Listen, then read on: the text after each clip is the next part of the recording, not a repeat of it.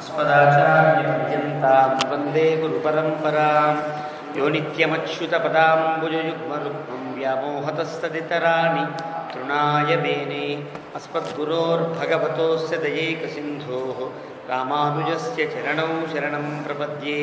मातापिता युवतयस्तनया विभूतिः सर्वं यदेव नियमेन मदन्वजानाम् आद्यस्य नः कुलपतेर्वकुलाभिरामं श्रीमत्तदङ्घ्रियुगलं प्रणमामि मूर्ध्ना। भूतं सरश्च महदाह्वयभट्टनाथ श्रीभक्तिसारकुलशेखरयोगिवाहान् भक्ताङ्घ्रिरेणुपरकालयतीन्द्रमिश्रान् श्रीमत्पराङ्कुशमुनिं प्रणतोऽस्मि नित्यम्। पितामहस्यापि पितामहाय प्राचेतसा देशफलप्रदाय श्रीभाष्यकारोत्तमदेशिकाय श्रीशैलपूर्णाय नमो नमस्तात्। आचार्यास्मदीयानपि परमगुरूं सर्वमाचार्यवर्गं श्रीमद्रामानुजाख्यं मुनिमखिलजनोद्धारणायावतीर्णं पूर्णार्यं यामुनेयं मुनिवरमथतौ रामराजीवनेत्रौ वन्दे नाथं मुनीन्द्रं वकुलधरचन्द्रनाथ लक्ष्मीमुकुन्दाम्। अस्मद्गुरुभ्यो नमः। शुक्लाम्बरधरं विष्णुं शशिवर्णं चतुर्भुजं प्रसन्नवदनं ध्यायेत् सर्वविघ्नोपशान्तये। यस्य द्विरदवक्त्राद्याः पारिषद्याः परश्शतं विघ्नं निघ्नन्ति सततं विश्वक्सेनन्दमाश्रये। ज्ञानानन्दमयं देवं निर्मलस्फटिकाकृतिम् आधारं सर्वविद्यानां हयग्रीवमुपास्महे। अभङ्गुरकलादानस्थूललक्षत्वमीयुषे तुङ्गाय वहसे तस्मै तुरङ्गाय मुखे नमः। कूजन्तं राम रामेति मधुरं मधुराक्षरम् आरुह्य कविताशाखां वन्दे वाल्मीकिकोकिलं। वाल्मीकिर्मुनिसिंहस्य कवितावनचारिणः शृण्वन् रामकथानादं को न याति परां गतिम्। यः पिबन् सततं रामचरितामृतसागरम् अतृप्तस्तं मुनिं वन्दे प्राचेतसमकल्मषम्। गोष्पदीकृतवाराशिंसकीर्तराक्षसं रामायणमहामालारत्नं वन्दे रात्मजम्। अञ्जनानन्दनं वीरं जानकी शोकनाशनं कपीशमक्षहन्तारं वन्दे लङ्काभयङ्करम्। आमिषीकृतमार्ताण्डं गोष्पदीकृतसागरं तृणीकृतदृशग्रीवम् आञ्जनेयं नमाम्यहम्। मनोजवं मारुततुल्यवेगं जितेन्द्रियं बुद्धिमतां वरिष्ठं वातात्मजं वानरयूथमुख्यम्। उल्लङ्घ्य सिन्धोः सलिलं सलीलं विशोकबन्धिं जनकात्मजायाः आदाय तेनैव ददाह लङ्कां नमामि तं प्राञ्जलिराञ्जनेयम्। आञ्जनेयमतिपाटलाननं काञ्चनाद्रिकमनीयविग्रहं पारिजाततनुमूलवासिनं भावयामि पवमाननन्दनं। यत्र यत्र रघुनाथकीर्तनं तत्र तत्र कृतमस्तकाञ्जलिं बाष्पवारि परिपूर्णलोचनं मारुतिं नमत राक्षसान्तकं। वेदवेद्ये परे पुंसि जाते दशरथात्मजे वेदः प्राचेतसादासीत् साक्षाद् रामायणात्मना। चरितं रघुनाथस्य शतकोटिप्रविस्तरम् एकैकमक्षरं प्रोक्तं महापातकनाशनं। शृण्वन् रामायणं भक्त्या यः पादं पदमेव वा स याति ब्रह्मणस्थानं ब्रह्मणा पूज्यते सदा। वाल्मीकिगिरिसम्भूता रामसागरगामिनी पुनाति भुवनं पुण्या रामायणमहानदी। श्लोकसारसमाकीर्णं सर्गकल्लोलसङ्कुलं काण्डग्राहमहामीनं वन्दे रामायणार्णवम्। यः कर्णाञ्जलिसम्पुटैः अहरहः सम्यक् पिबत्यादरात् वाल्मीकेर्वदनारविन्दगलितं रामायणाख्यं मधु। जन्मं व्याधिजराविपत्तिमरणैः अत्यन्तसोपद्रवं संसारं सविहाय गच्छति पुमान् विष्णोः पदं शाश्वतं। तदुपगतसमाससन्धियोगं सममधुरोपनतार्धवाक्यबद्धं रघुवरचरितं मुनिप्रणीतं దశశరథశ్చ వధన్ నిశామయధ్వం శ్రీరాఘవం దశరథాత్మజమప్రమేయం సీతాపతిం రఘుకులాన్వయరత్నదీపం ఆజానుబాహువరవిందదలాయతాక్షం రామం నిశాచర వినాశకరం నమామి. వైదేహీ సహితం సురద్రుమతలే హైమే మహామండపే మధ్యే పుష్పకమాసనే మణిమయే వీరాసనే సుస్థితం అగ్రే వాచయతి ప్రభంజనసుతే తత్వం మునిభ్యః పరం వ్యాఖ్యాంతం భరతాదిభిః పరివృతం రామం భజే శ్యామలం. వామాంకస్థితజానకిం పరిలసత్కోదండదండం కరే చక్రం చోర్ధ్వకరేణ బాహుయుగళే శంఖం శరం దక్షిణే బిభ్రాణం జలజాతపత్రనయనం భద్రాద్రిమూర్ధ్ని స్థితం కేయూరాదివిభూషితం రఘుపతిం సౌమిత్రియుక్తం భజే. ఆపదామపహర్తారం దాతారం సర్వసంపదాం లోకాభిరామం శ్రీరామం భూయో భూయో నమామ్యహం. తపస్వాధ్యాయనిరతం తపస్వీ వాగ్విదాంబరం నారదం పరిపప్రచ్ఛ వాల్మీకిర్మునిపుంగవం. ధర్మాత్మా సత్యసంధశ్చ రామో దాశరథిర్యది పౌరుషే చ ప్రతిద్వంద్వః శరైనం జహిరామణిం. సకృదేవ ప్రపన్నాయ తవాస్మీతి చ యాచతే అభయం సర్వభూతేభ్యో దదామ్యేతద్వ్రతం మమ. ధ్యాయే భద్రాద్రివైకుంఠరామం సీతారమాన్వితం శంఖచక్రధనుర్బాణధరం సౌమిత్రిసేవితం. శ్రీరామాయ నమః.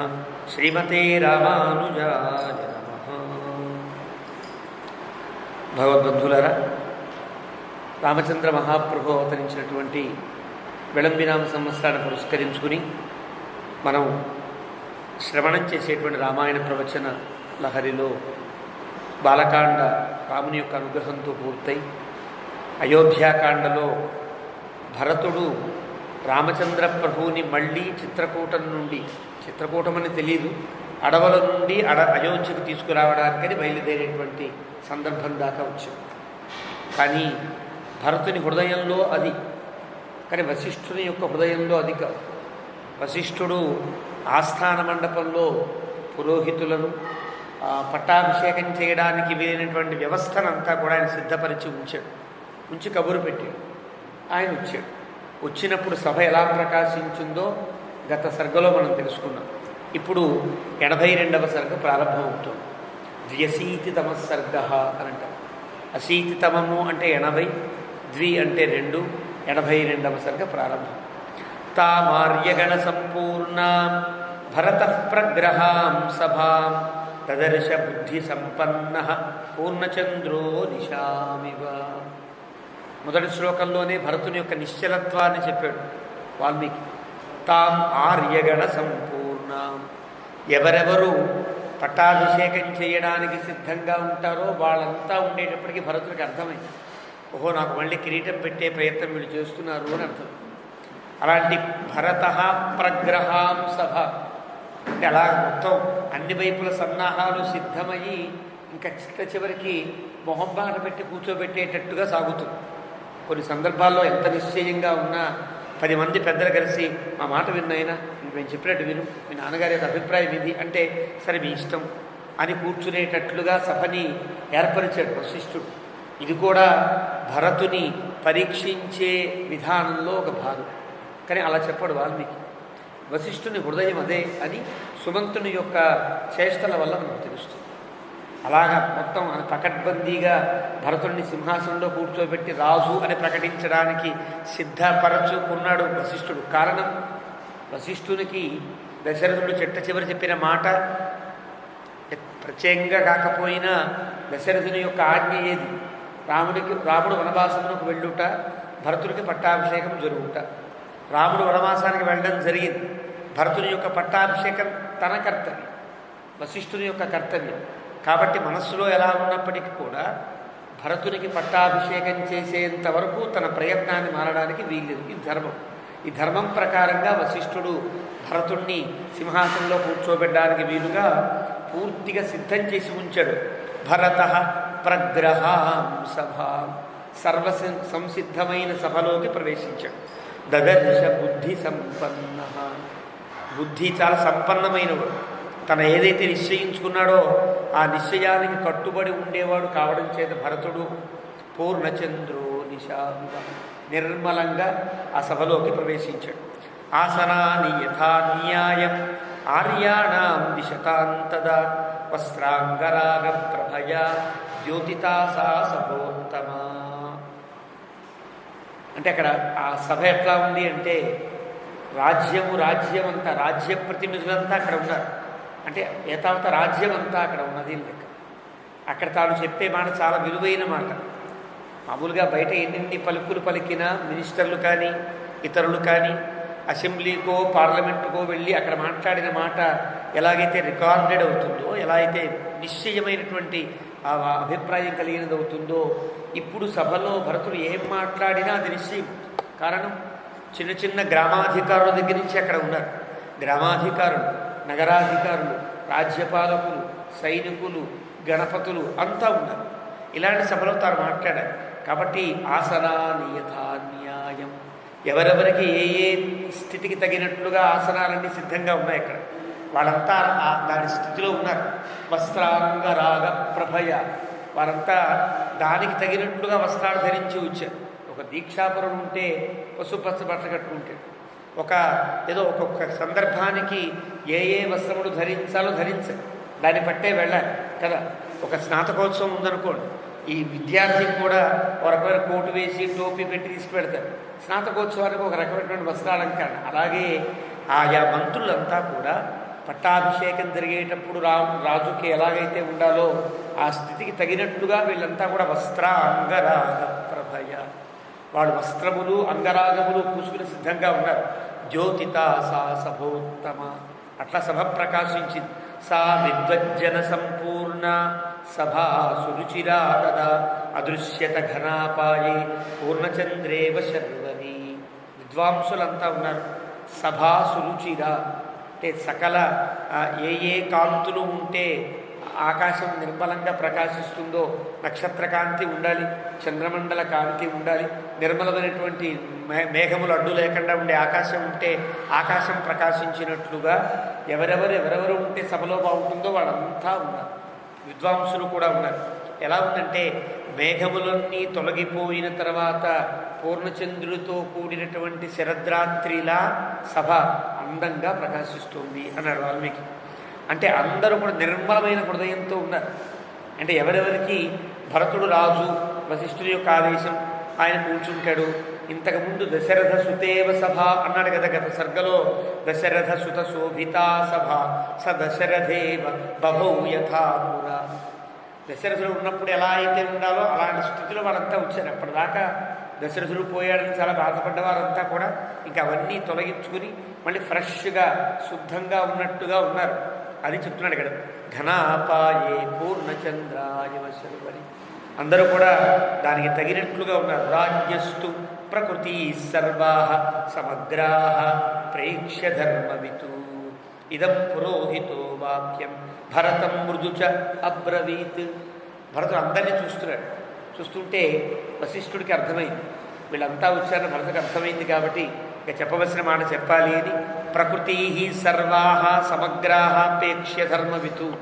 వశిష్ఠుడు భరతుడు పక్కన వచ్చి నుంచున్నాడు. భరతుడు కూర్చోలా, అందరినీ కూర్చోబెట్టారు. భరతుడు ఉండగా వశిష్ఠుడు భరతుడి వైపు కాకుండా అందరి వైపు తిరిగి ప్రకృతి సర్వా, ప్రజలందరితో చెప్తున్నాడు. చెప్పి వాళ్ళందరినీ చూచి మళ్ళీ భరతుడికి చూసి అంటున్నాడు, మా అందరి యొక్క అభిప్రాయం ప్రకారంగా నీవు రాజ్యాన్ని స్వీకరించాలి అని చెప్పాలి.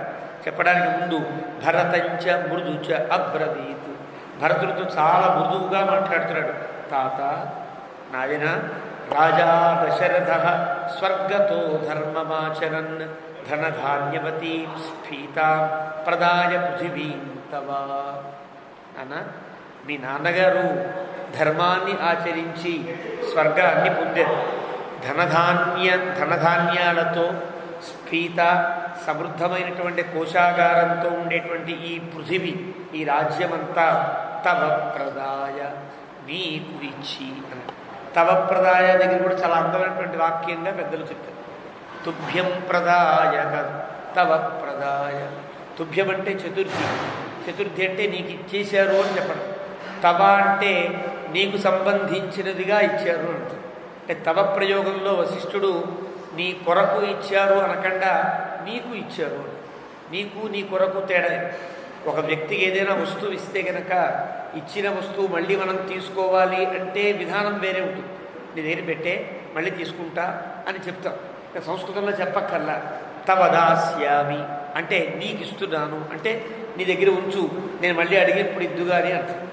అలా అనకుండా తుభ్యం దాస్యామి, నీకు ఇస్తున్నా, నీ కొరకు ఇస్తున్నాను అన్నాం అనుకోండి, పొరపాటుగా అన్నా మళ్ళీ దాన్ని వెనక్కి తీసుకోవడానికి వీల్లేదు, వాగ్దత్తం అవుతుంది, తీసుకుంటే తప్పు అవుతుంది. కాబట్టి ఆ ప్రయోగంలో జాగ్రత్త పడతారు పెద్దవాడు. ఇక్కడ వశిష్ఠుడు తవ ప్రదాయ నీకు ఇచ్చారు అన, నీ కొరకు ఇచ్చారు అనల. అండల్లో తమాషా తవ తుభ్యం కాకుండా తే అనే ఒక పదం ప్రయోగిస్తే గనక రెంటికి వర్తిస్తుంది. అలా కూడా చెప్పాలి. అంటే వశిష్ఠుని హృదయంలో నాయన నీ కొరకు ఇవ్వలేదు, నీకు ఇచ్చారు అంటే రాముడిదే అనే ధర్మం తప్పని ఒక అభిప్రాయం వశిష్ఠుడిలో ఉన్నదన్నమాట. దశరథుడైతే సత్యవాక్పాలకుడై భరతునికి ఇచ్చాడు తప్ప వశిష్ఠుడు ఈ కులమును ఇచ్చిన మాటకు కట్టుబడి దశరథుడైతే భరతుడికి ఇచ్చాడు. కానీ వశిష్ఠుడు ఈ కులాన్ని వంశాన్ని నడిపించవలసిన వ్యక్తి, ధర్మాన్ని తప్పడానికి వీల్లేదు. కాబట్టి నాయన నీకు సంబంధించినదైంది ఈ రాజ్యం, ఇప్పుడు నువ్వేం చేయొచ్చు, దీన్ని రాముడు వచ్చేంతవరకు రక్షించవచ్చు, లేదా నువ్వు స్వీకరిస్తావా, నీకు ఒక మార్గం ఉన్నది అని తాను చెప్పకుండా చెప్పినట్టయింది అని పెద్దలు తవ ప్రయోగంలో ఉండే అర్థాన్ని చెప్తారు. రామ తథా సత్యధృతి సతాం ధర్మమనుస్మరన్ నా జగద్పితురాదేశం శశీ జ్యోత్స్నా విబోధిత.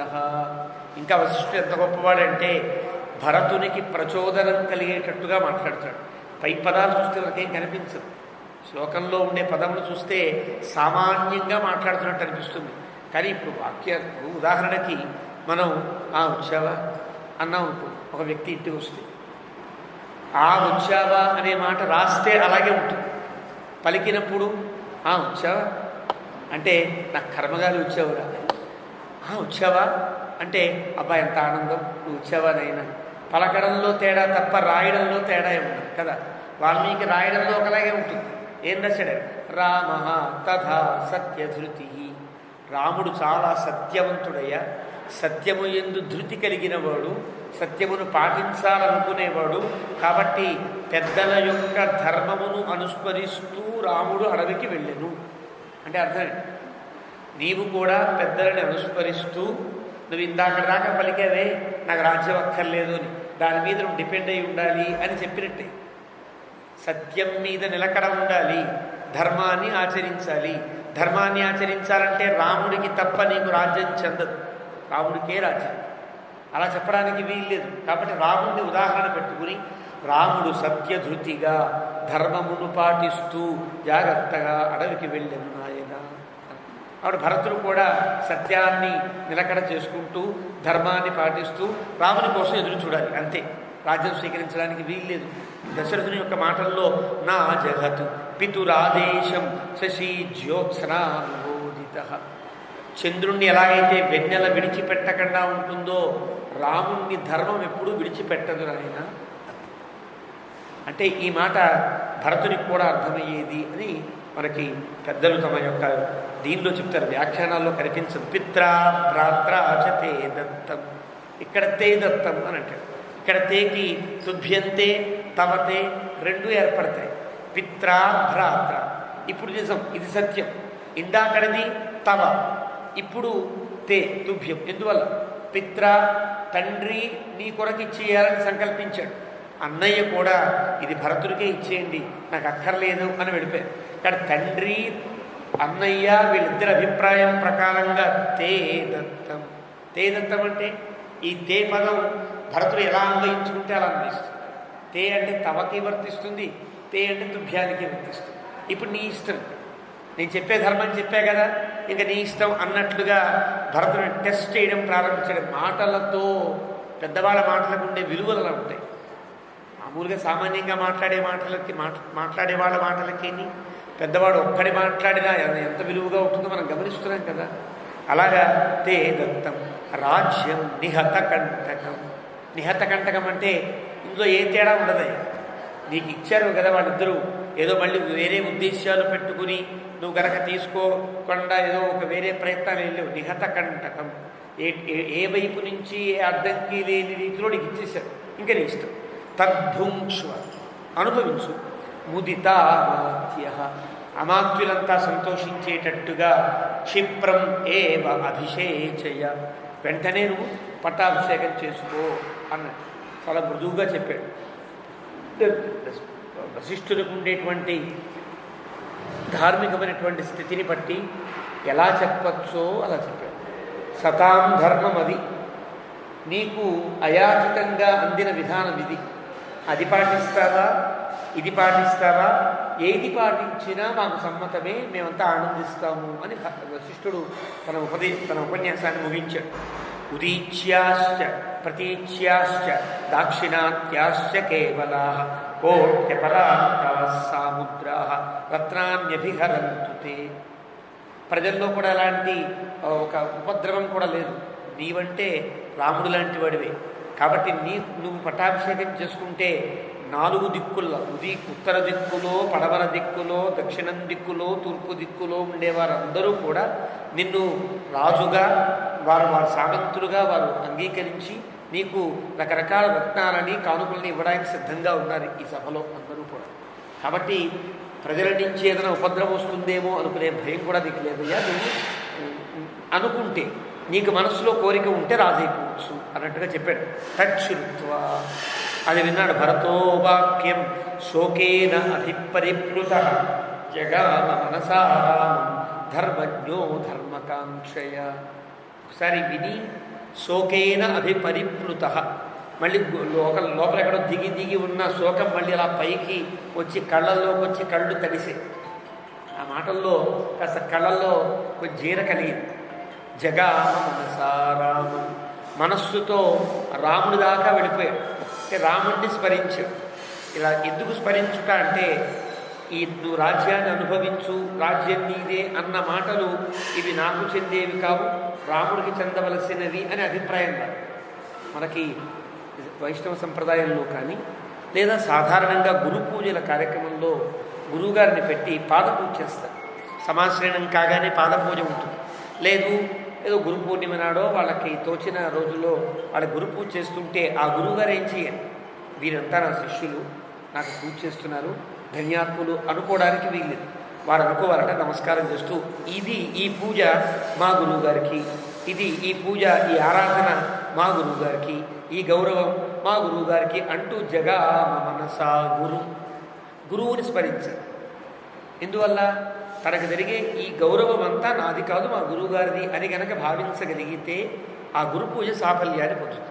లేదా ఇదంతా నాకే, నేను ఎంత గొప్పవాడినో అనుకుంటే ఆ పూజ పూర్తి సాఫల్యాన్ని పొందదు. కాబట్టి ఇక్కడ భరతుడు నీదే రాజ్యం, నీదే అనుభవించును వశిష్ఠుడు అంటే వెంటనే జగామ మనసారామం. వశిష్ఠుడి మాటలు రాముడికి చెందుగాక, అంటే రాముడు అనుభవించుగాక, రాముడు రాజుగా అవ్వాలి, ఈ అభిప్రాయంతో జగామ మనసారామం రాముడిని స్మరించాడు. ధర్మజ్ఞ, ఎందువల్ల ధర్మం బాగా తెలిసినవాడు కావడం చేత.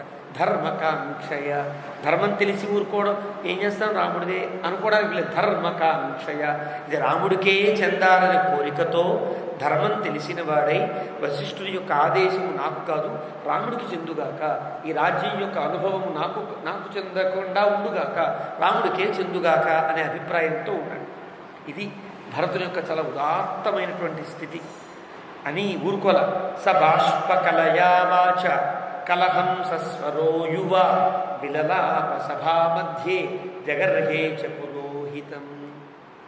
కానీ తన మనస్సులో అయితే రాముడికి చెందుగాక అనుకున్నాడు. కానీ సభలో అందరికీ ఇది భరతుడికే అని వశిష్ఠుడు చెప్పాడు అని కదా, కాబట్టి ఇది తాను పొందుతున్నాడు కాబట్టి వాళ్ళందరి హృదయంలో భరతుడే రాజు కాబోతున్నాడు అనే అభిప్రాయం ఉంది. కాబట్టి ఆ అభిప్రాయానికి ప్రాయశ్చిత్తమా అన్నట్లుగా కళ్ళ నీళ్లు గట్లు తెంచుకుని నీళ్లు కారుతుంటే వాక్కుతో కలహం సస్వర చిన్నగా బొంగురుపోయిన గద్గదమైనటువంటి గొంతు. ఎప్పుడైతే నిజమైన దుఃఖం కలుగుతుందో గొంతు గద్గదం అవుతుంది. గొంతు గద్గదం కాకుండా దుఃఖంతో నటించేవాడు చాలామందిలో కనిపిస్తారు. ఎప్పుడైతే సరైనటువంటి దుఃఖం కలిగితే బద్ధేన అంజలిన నతేన శిరస గాత్రై సరోమోద్గమై కంఠేన స్వర గద్గదేన, ఖచ్చితంగా ఆ గద్గదం ఏర్పడుతుంది. ఆ గద్గదం ఏర్పడింది అని చెప్పి కలహంస స్వర, చిన్నగా హంస కలహంస చిన్నగా కూసినట్టుగా కూస్తూ యువా, మంచి యువకుడు కదా, అన్నీ అనుభవించవలసినటువంటి వాడు, పైగా ధార్మికంగా ధర్మంగా అందరూ అంగీకరించి తన వద్దకు ఇంత సుఖాన్ని వస్తుంటే యువకుడైన వాడు ఎవరైనా వదిలేస్తాడు? వదిలేడు. యువకుడైన వాడు ఎవరన్నా ఏడుస్తారా? ఏడవరు. పెద్దవాళ్ళకైతే గుండెలు బలహీన పడతాయి కాబట్టి నరాల్లో ఉండే రక్త ప్రసారం వల్ల చిన్న అంశం కూడా ఎక్కువ కష్టాన్ని కలిగించవచ్చు కాదు. కొంచెం యువకులుగా ఉన్న వాళ్ళకి అంత చలింపు ఉండదు కదా. కానీ ఇక్కడ విలలాప సభా మధ్యే జగర్హే చ పురోహితం. విలలాప సభా మధ్యే, సభ అంటే మామూలు సభ కాదు, రాజ్యమంతా అక్కడ ఉన్నది, రాజ్య ప్రతినిధులంతా ఉంటే ఆ సభలో ఘోఘోరున ఏడ్చారు. విలలాప, బాగా ఏడ్చరు. సభా మధ్యే, సభలో అంటే ఆ పాపపు పరిహారం అయ్యేటట్టుగా, నేను రాజు అనుకునే నీ భావమంతా తీరేటట్లుగా ఏడ్చారు. ఎలాగా? జగర్హే చ పురోహితం. వశిష్ఠుణ్ణి జగర్హే అంటే నిందించదు, అనాదరించను అంట. అనాదరించను, నిందించనకూడదు, అనాదరించను అంటే నీ మాటని నేను తిరస్కరించుచున్నాను అంటే వద్దు, ఇలా మాట్లాడకండి మీరు, పెద్దవాళ్ళు ఇలా మాట్లాడతారేమిటి అన్న స్థితిలో వశిష్ఠుడికే చూశాడు. జగర్హే చ పురోహితం. రెండు అక్కడ యువకుడైన వాడు, సంయమనం పాటించవలసినటువంటి వాడు అంత సభలో ఏడ్చాడు. ఇది అతని యొక్క స్థితి. జగర్హే చ పురోహితం, అంత గొప్పవాడైనటువంటి వశిష్ఠుణ్ణి సైతం మీరు తప్పు చేస్తున్నారండి అనగలిగేంత ధర్మనిష్టతో ఉన్నాడు భరతుడు. అది భరతుడు గొప్పతనం. చరిత బ్రహ్మచర్యస్య విద్యాస్నాతస్య ధీమతః ధర్మే ప్రయతమానస్య కో రాజ్యం మద్విధో హరేత్. వశిష్ఠుణ్ణి ప్రశ్నిస్తున్నాడు. ఎవరైనా సరే సరైనటువంటి బ్రహ్మచర్యాన్ని పాటించినవారు. బ్రహ్మచర్యం అంటే చిన్నప్పటి నుండి వివాహం అయ్యేంత వరకు కూడా ఏ స్థితిని ఎలా పాటించాలో అలా జాగ్రత్తగా ధర్మాన్ని పాటించిన వారు ఎవరైనా సరే, విద్యాస్నాతస్య, బ్రహ్మచర్యం పూర్తయిన తర్వాత విద్యాభ్యాసాన్ని ముగించుకుని నువ్వు స్నాతకుడు అయినావు అని ఆచార్యుల చేత అభినందించబడి ఆశీర్వదించబడ్డ వ్యక్తి ధీమత, బుద్ధిమంతుడవుతాడు. అంటే చదువుకునేటప్పుడు ఎలా ఉండాలో అలా ఉండి, చదువుకున్న తర్వాత చదువుని పూర్తిగా వంట పట్టించుకున్నవాడు ఎవడైనా సరే, అంతేకాదు వంట పట్టించుకున్నవాడు ఆచరించకపోవచ్చు, ఆచరించడానికి సిద్ధపడ్డవాడు అంటే అధ్యయనము చేయుట, దాన్ని బుద్ధిలోకి ఉండేటట్టుగా అభినివేశంగా పొందుట, దాన్ని ఆచరించుట. ఆచినోతి శాస్త్రార్థాన్ ఆచారే స్థాపయత్యపి స్వయం ఆచరతే యస్మాత్ తస్మాద్ ఆచార్య ముచ్యతే. ఇది నియమం అన్నమాట. అంటే చదువుకోవాలి, చదువు బాగా అర్థం కావాలి, అర్థమైన దాన్ని పాటించాలి. ఇలా పాటిస్తే వాడి మంచి గురువు అని అంటారు కదా. ఈ మూడు విశేషణాలు చెప్పి ధర్మే ప్రయతమానస్య, ధర్మాన్ని ఆచరించాలి అనుకునేటువంటి వాడు ఎవడైనా సరే ఈ రాజ్యాన్ని స్వీకరిస్తాడా? వశిష్ఠ నువ్వు చెప్పు అని. నేను ఇప్పటిదాకా బ్రహ్మచర్యాన్ని పాటించాను, విద్యాస్నాతకున్నయ్యా, ధర్మాన్ని పాటించాలనుకుంటున్నా, అలాంటి వాడిని ఈ రాజ్యాన్ని స్వీకరిస్తానా అంటే స్వీకరించడానికి వీలు లేదన్నమాట. ఎందువల్ల? నాకంటే పెద్దవాడు జ్యేష్ఠుడు ఉన్నాడు కాబట్టి నాకు చెందదిది. కథం దశరథాజ్యాత భవేత్ రాజ్యాపహారక. నీవు చెప్పావు ఇందాక, మీ నాన్నగారు ధర్మాన్ని పాటిస్తూ స్వర్గానికి వెళ్ళారని చెప్పావు. నాన్నగారు ధర్మాన్ని పాటించారు, మా అన్నగారు శతాం ధర్మ మనుస్మరన్ అని చెప్పావు. అన్నయ్య ధర్మాన్ని పాటిస్తూ వెళ్ళారు. అలాగే దశరథునికి కుమారుడనై పుట్టి రామునికి తమ్ముడనై ఉన్న నేను కథం దశరథాజ్యాత భవేత్ రాజ్యాపహారక, ఈ రాజ్యాన్ని దొంగిలిస్తానా అన్నాడు. దొంగిలించడం కాదు, కానీ తన ఉద్దేశంలో దొంగిలించడమే. కారణం రామునిది అయిన రాజ్యం ఇది, రామునిది రాజ్యం కాకుండా ఇది నాది అని కానీ ఎప్పుడైతే అనుకుంటానో, పరుల సొమ్ము అనుకోవడమే కదా దొంగతనం. అది నాది అనుకుంటే కనుక దొంగతనం. ఇక్కడ ఆ దొంగతనాన్ని ఎవడైనా చేస్తాడా? దశరథునికి పుట్టినవాడు ఎవడైనా చేస్తాడా? అక్కడ దశరథుడు అంత గొప్పవాడో భరతుని యొక్క అభిప్రాయంలో తెలుస్తుంది. అంత గొప్పవాడు దశరథుడు. రాజ్యంచ అహంచ రామస్య ధర్మం వక్తు విహారహసి. ఇక్కడ చాలా అందమైన పదంగా తీసుకుని గోవిందరాజస్వామి చాలా పెద్ద వ్యాఖ్యానం చేస్తారు. ఇది నిన్న మనం కొంత చెప్పిన పారతంత్ర్యం ఎలా ఉంటుందో, ఒక వస్తువు ఎలాగైతే యజమాని చెప్పినట్టు వింటుందో ఈ పుస్తకం నేను చెప్పినట్టు వింటుంది. అది తనకి తానుగా పేజీలు తిప్పుకోవడం, తనకి తానుగా వెళ్ళిపోవడం జరగదు. నేను ఎలా చెప్తే అలా వింటుంది కదా, అలాగా ఒక వస్తువు ఎట్లా ఉంటుందో నేను అంతే పారతంత్ర్యాన్ని పొందినవాడిని చెప్పడం కోసం అహంచ రాజ్యంచ, రాజ్యమెంతో నేనంత. నువ్వు నన్ను రాజ్యం పరిపాలించమంటున్నావు కదా వశిష్ఠ, రాజ్యాన్ని నన్ను పరిపాలించమని చెప్పావు. ఓ రాజ్యమా భరతుని పాలించు అని చెప్పావా? ఎందుకు చెప్పలా? అదేం పాలిస్తుందయ్యా, అది అచేతనం కదా అంటావు కదా. నేను అచేతనం. ఎందువల్ల? నాకు స్వామి రాముడైనప్పుడు, స్వామి అంటే యజమాని అంటే, యజమాని చెప్పకుండా ఏ పని సొత్తు చెయ్యదు కదా. స్వామి సొత్తు అంటారు. స్వామి అంటే యజమాని, సొత్తు అంటే వస్తువు అంట. నేను ఎలాగైతే రాజ్యం ఒక అచేతనమైన వస్తువో, నేను నాకు అది వస్తువులా కనిపిస్తుంది కదా. రాముడికి నేను రాజ్యము సమానమే. నేనెంతో రాజ్యమంత, రాజ్యమంతో నేనంత. అంటే ఏంటి? ఇద్దరము అచేతనములమే. అంటే మా ఇద్దరికి స్వామి రాముడే అని చెప్పడం. రాజ్యంచ అహంచ రామస్య, రామునికి సంబంధించిన వాళ్ళము. ధర్మం వక్తు విహారహసి. ఇప్పటిదాకా మీరు చెప్పింది ధర్మం కాదు వశిష్ఠ, ఇప్పుడు ధర్మం చెప్పు. నిజమేనా? ఇలా అనొచ్చా? నువ్వు నన్ను రాజ్యం తీసుకో, నీవే అనుభవించు అనవచ్చునా అని జగర్హేచ పురోహితం. ఇక్కడికి అన్వయం మాట, పైన ఉండే మాట ఇక్కడ దాకా అని భరతుడు వశిష్ఠుని జగర్హే అనాదరించను. అంటే ఇందాకన నువ్వు చెప్పినది ఏదైతే ఉన్నదో అది అధర్మము. ఏది ధర్మం?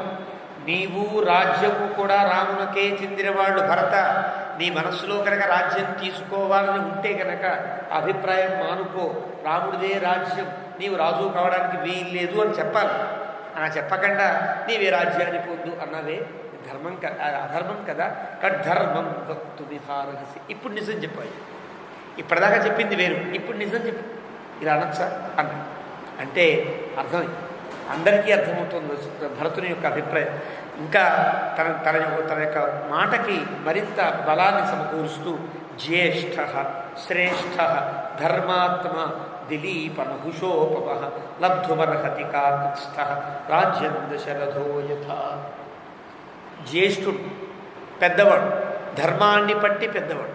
ఒక్కోసారి పెద్దవాడే అయినప్పటికీ కూడా తను చేతగాని వాడు అవుతాడు. అంటే వెర్రివాడు, మైండ్ ఎదగనివాడు, లేదా వికలాంగుడైనవాడు, లేకపోతే ఒక ఉన్మత్తుడైనవాడు, లేదా దుర్గుణములు కలిగినవాడు అయి ఉంటాడు. జ్యేష్ఠుడైనంత మాత్రాన రాజ్యం రాదు. జ్యేష్ఠుడైన వాడు శ్రేష్ఠుడు కూడా కాదు. కానీ ఇక్కడ భర్తలు ఏమంటాడు? జ్యేష్ఠ. ఒక ప్రమాణం చెప్పాడు. రెండవది శ్రేష్ఠ. శ్రేయసి స్థిత శ్రేష్ఠ. శ్రేయస్సు ఎందు నిలకడగా ఉండగలిగేవాడు రాముడు. జ్యేష్ఠుడైన వాడు, శ్రేష్ఠుడైన వాడు, అంతకు మించిన ధర్మాత్మ. ధర్మము బాగా తెలిసిన శ్రేష్ఠుడంటేనే ధర్మం తెలిసినవాడు కావచ్చు. కానీ ధర్మాత్మ, ధర్మమే తానైన వాడు. ఆత్మశబ్దమునకు మనస్సని, బుద్ధి అని, శరీరమని, జీవుడని అర్థం. సంస్కృతంలో ఆత్మ అనే పదములకి ఇన్ని అర్థాలు వస్తాయి. మంగళం కోసలేంద్రాయ మహనీయ గుణాత్మని అంటారు. గుణాత్మని అంటే గుణము ఆత్మగా కలిగిన వాడు అర్థం కాదు, గుణములన్నీ సాకారమైన వాడా అర్థం. ఆత్మశబ్దానికి అక్కడ శరీరము అని అర్థం. అలాగే సందర్భాన్ని బట్టి అర్థం చెప్పాలి. కాబట్టి ఇక్కడ ధర్మాత్మ రూపెత్తిన ధర్మమాయన. ధర్మం అంటే ఆయనే. కాబట్టి దిలీప నహుషోపమ. దిలీపుడు ఎంత గొప్ప రాజో సూర్యవంశులలో అంత గొప్పవాడు. చంద్రవంశ మహారాజులలో నహుషుడు ఎంత గొప్పవాడో మా రాముడు అంత గొప్పవాడు. ఇక రెండు రాజ్యాలే అప్పుడు ఉండేవి, రెండు వంశాలు, గొప్ప వంశాలు, సూర్యవంశం, చంద్రవంశం. దీనికి పుట్టిన పిల్లలే అన్ని రాజ్యములు కూడా, అన్ని వంశములు కూడా. కాబట్టి ఆ వంశంలో దిలీపుడు ఎంతవాడో, ఈ వంశంలో నహుషుడు ఎంతవాడో. దిలీప నహుషోపమ లబ్ధుమర్హతి కాకుత్స్థ. అలాంటి కాకుత్స్థుడు ఈ రాజ్యమును పొందడానికి అర్హుడు. కాకుత్స్థ అనే పదమే చాలా గొప్ప పదం. అంటే అర్థం, వీరి వంశంలో, ఈ సూర్యవంశంలో కకుత్స్థుడు అనే ఒక ఆయన ఉన్నాడు. ఆయన పేరు కకుత్స్థుడు కాదు, వేరే పేరేదో ఉంది మనకి, ధర్మవర్ధనుడనో ఏదో పేరు. ఆ మహారాజు సమయంలో ఒక పెద్ద దేవాసుర సంగ్రామం జరిగింది. దేవాసుర సంగ్రామం జరిగినప్పుడు దేవేంద్రుడు శ్రీ మహావిష్ణువు ప్రార్థన అయోధ్య రాజు అయినటువంటి ఈ ధర్మవర్ధనుణ్ణి ఆశ్రయించాడు. నీవు వచ్చి మా ఉపద్రవాన్ని తొలగించాలి. అప్పట్లో దేవతలకి ఇబ్బంది కలిగిన సూర్యవంశం వాడు వెళ్ళేవాడు. దశరథ అంటే అర్థం అదే, దశసు దిక్షు అప్రతిగత రథగతి ఎస్య సహా దశరథ. 10 దిక్కులకు రథం వెళ్ళేది దశరథుని యొక్క. అంటే ఇటు అటు కాదు, పైకి కిందకి కూడా రథాన్ని వెళ్ళగలిగేటట్టు గొప్ప మహిమ కలిగిన వాడు దశరథుడు. అంటే సూర్యవంశరాజులంతా ఇలా ఉండేవారు. ఆ సమయంలో ఏం చేయాలో తెలియలా. ఈ ధర్మవర్ధనుడు శ్రీ మహావిష్ణువు ప్రార్థన చేశాడు, ఇంత గొప్ప యుద్ధంలో నేను వెళ్ళి మాటిస్తాను, ఇంద్రుడు చెప్పాడు కాబట్టి నేను వెళ్ళి యుద్ధంలో జయించలేకపోతే ఇంద్రుణ్ణి జయించకుండా ఉన్నటువంటి స్థితి వల్ల లోకములకు నా వల్ల అపకారం కలుగుతుంది కదా అని ప్రార్థన చేస్తే ఆయన అన్నాడు, నేను నీలో ఉంటా, నిన్ను పూర్తిగా ఆవహిస్తా, కాబట్టి నువ్వేం భయం లేదయ్యా, నువ్వు అద్భుతమైనటువంటి ఒక వాహనాన్ని ఎక్కి, ఉత్తమమైన వాహనాన్ని ఎక్కి నువ్వు యుద్ధానికి వెళ్ళు అని శ్రీ మహావిష్ణువు ఆజ్ఞాపించాడు. అని శ్రీ మహావిష్ణువు ఈ వ్యక్తిలో ఆవాహన పొందాడు, ఆవేశ అవతారమయ్యాడు ఇతను, ఈ ధర్మవర్ధన మహారాజు. అప్పుడు దేవేంద్రుడితో అన్నాడు, నాకు ఉత్తమమైన వాహనం కావాలి, ఇప్పటిదాకా ఎవరూ ఎక్కని వాహనం కావాలి, ఇది భగవదాజ్ఞ అని చెప్పాడు. అప్పుడు ఇంద్రుడు ఒక దున్నపోతులా అంటే ఒక మదించినటువంటి యుద్ధంలోకి వెళ్ళగలిగేటువంటి ఒక పరాక్రమం కలిగిన, బలము కలిగిన, ఉన్మత్తమైనటువంటి ఒక వృషములా తాను మారాడు, కకుత్స్థ. అలా మారితే దాని యొక్క మూపురం మీద ఈయన కూర్చుని యుద్ధం చేశాడు. కాబట్టి కకుత్స్థుడుగా అంటే ఒక కకుత్తుగా ఒక ఎద్దు యొక్క మూపురంగా మారిన, ఎద్దుగా మారిన వాడు ఇంద్రుడైతే ఆ ఇంద్రుని అధిరోహించి జయించినవాడు శ్రీ మహావిష్ణువు. కాబట్టి కాకుత్స్థ అంటే ఎవరు? శ్రీ మహావిష్ణువు అర్థం. అంటే మా వంశంలో శ్రీ మహావిష్ణువు ఆవేశావతారం అవుతుందయ్యా, అలాంటి వాడు రాముడు. భవేత్ లబ్ధుమర్హతి కాకుత్స్థ. అంటే మా వంశం అందరిలో కూడా భగవంతుని యొక్క ఆవేశాన్ని పూర్తిగా పొందిన కకుత్సుడు ఎంత గొప్పవాడో నా రాముడు అంత గొప్పవాడు అని చెప్పడానికి ఈ పదాన్ని ప్రయోగిస్తారు. కాబట్టి లబ్ధుమర్హతి ఏదో ఇంకొకటి ఏదో చెప్పచ్చు, అది చెప్పండి. కాకుత్స్థ అంటే కకుత్తు, ఎద్దు ఊపురం మీద, స్థహ కూర్చుని యుద్ధాన్ని చేసినవాడు కాబట్టి కాకుత్స్థుడు, కకుత్స్థుడు అని పేరు. ఆయన నుండి వంశం ఏర్పడింది కాబట్టి కాకుత్స్థ వంశం. నిజానికి సూర్యవంశం తర్వాత, సూర్యుని తర్వాత వైవస్వత వంశం అన్నారు, ఆయన గొప్పవాడు. ఆ తర్వాత ఇక్ష్వాకు పుట్టాడు, ఆయన ఇంకా గొప్పవాడు, ఇక్కడ ఇక్ష్వాకు వంశం అన్నారు. ఆయన వంశంలో కకుత్స్థుడు పుట్టాడు, కకుత్స్థ వంశం అన్నారు. కకుత్స్థ వంశంలో తర్వాత ఏ రఘుమహారాజు పుడితే రాఘవ వంశం అంటారు. వ్యక్తులు రాజులలో ఉండేటువంటి ఔన్నత్యాన్ని బట్టి అక్కడ నుండి మళ్ళీ శకం ప్రారంభమైనట్లుగా వారి పేరుతో వారంతా పాటించబడతారు. రాముడు కాకుత్స్థుడే, భరతుడు కాకుత్స్థుడే, వీరంతా కాకుత్స్థులే అయినా ఇతను చెప్పడం లబ్ధుమర్హతి కాకుత్స్థ. అది భగవంతుని యొక్క రూపమైనటువంటి వాడు రాముడు. కాబట్టి రాజ్యం దశరథో యథ, దశరథుడు ఎలాగైతే రాజ్యాన్ని చేశాడో మా అన్నగారు మాత్రమే రాజ్యాన్ని చేయగలరు. అనార్యజుష్టమస్వర్గ్యం కుర్యాం పాపమహం యది ఇక్ష్వాకూణామహంలోకే భవేయం కులపాంసనః. ఒక చిన్న కోరికతో కానీ, చిన్న స్వార్థంతో కానీ, లేదా మా అమ్మ చెప్పింది బాగుండదు, మీరంతా బతికిలాడుతున్నారు బాగుండదు, మీ మాట తిరస్కరించడం తప్పవుతుంది అనుకుని సామాన్య ధర్మాలన్నీ పట్టుకుని విశేష ధర్మాన్ని పక్కన పెడితే అనార్యజుష్టం, తప్పు చేసిన వాడిని కానా నేను. కాబట్టి అస్వర్గ్యం, అది నాకేమన్నా పరలోకాన్ని కలిగిస్తుందా? కాబట్టి తప్పిది. కుర్యాం పాపమహం యది, ఒకవేళ కనుక మీ ఒత్తిడికి గురయ్యి కానీ, లేదా మనసులో చిన్న స్వార్థం పెరిగి కానీ రాజ్యాన్ని తీసుకుంటే ఇక్ష్వాకూణామహంలోకే, ఇక్ష్వాకు వంశంలో ఉండే రాజులందరికీ కూడా నేను భవేయం కులపాంసనః, ఈ వంశాన్ని నాశనం చేసిన వాడిని కానా. ఇప్పటిదాకా ఇలాంటి ఇబ్బంది రాలా ఈ వంశానికి, నా వల్ల ఇలాంటి వంశానికి కళంకం రావడం క్షేమమేనా? చెప్పు.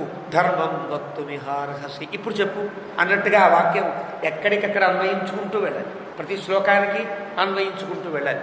ఇక్కడ యద్ధి మాత్రా కృతం పాపం నాహం తదపి రోచయే ఇహస్థావన దుర్గస్థం నమస్యామి కృతాంజలి. ఎద్ధి మాత్రామృతం పాపం. ఇప్పటికే మా అమ్మగారు చిన్న తప్పు చేసేసారు. నాహం తదపి రోచయే. అమ్మ చేసింది కూడా తప్పు అని సభాముఖంగా చెప్తున్నారు.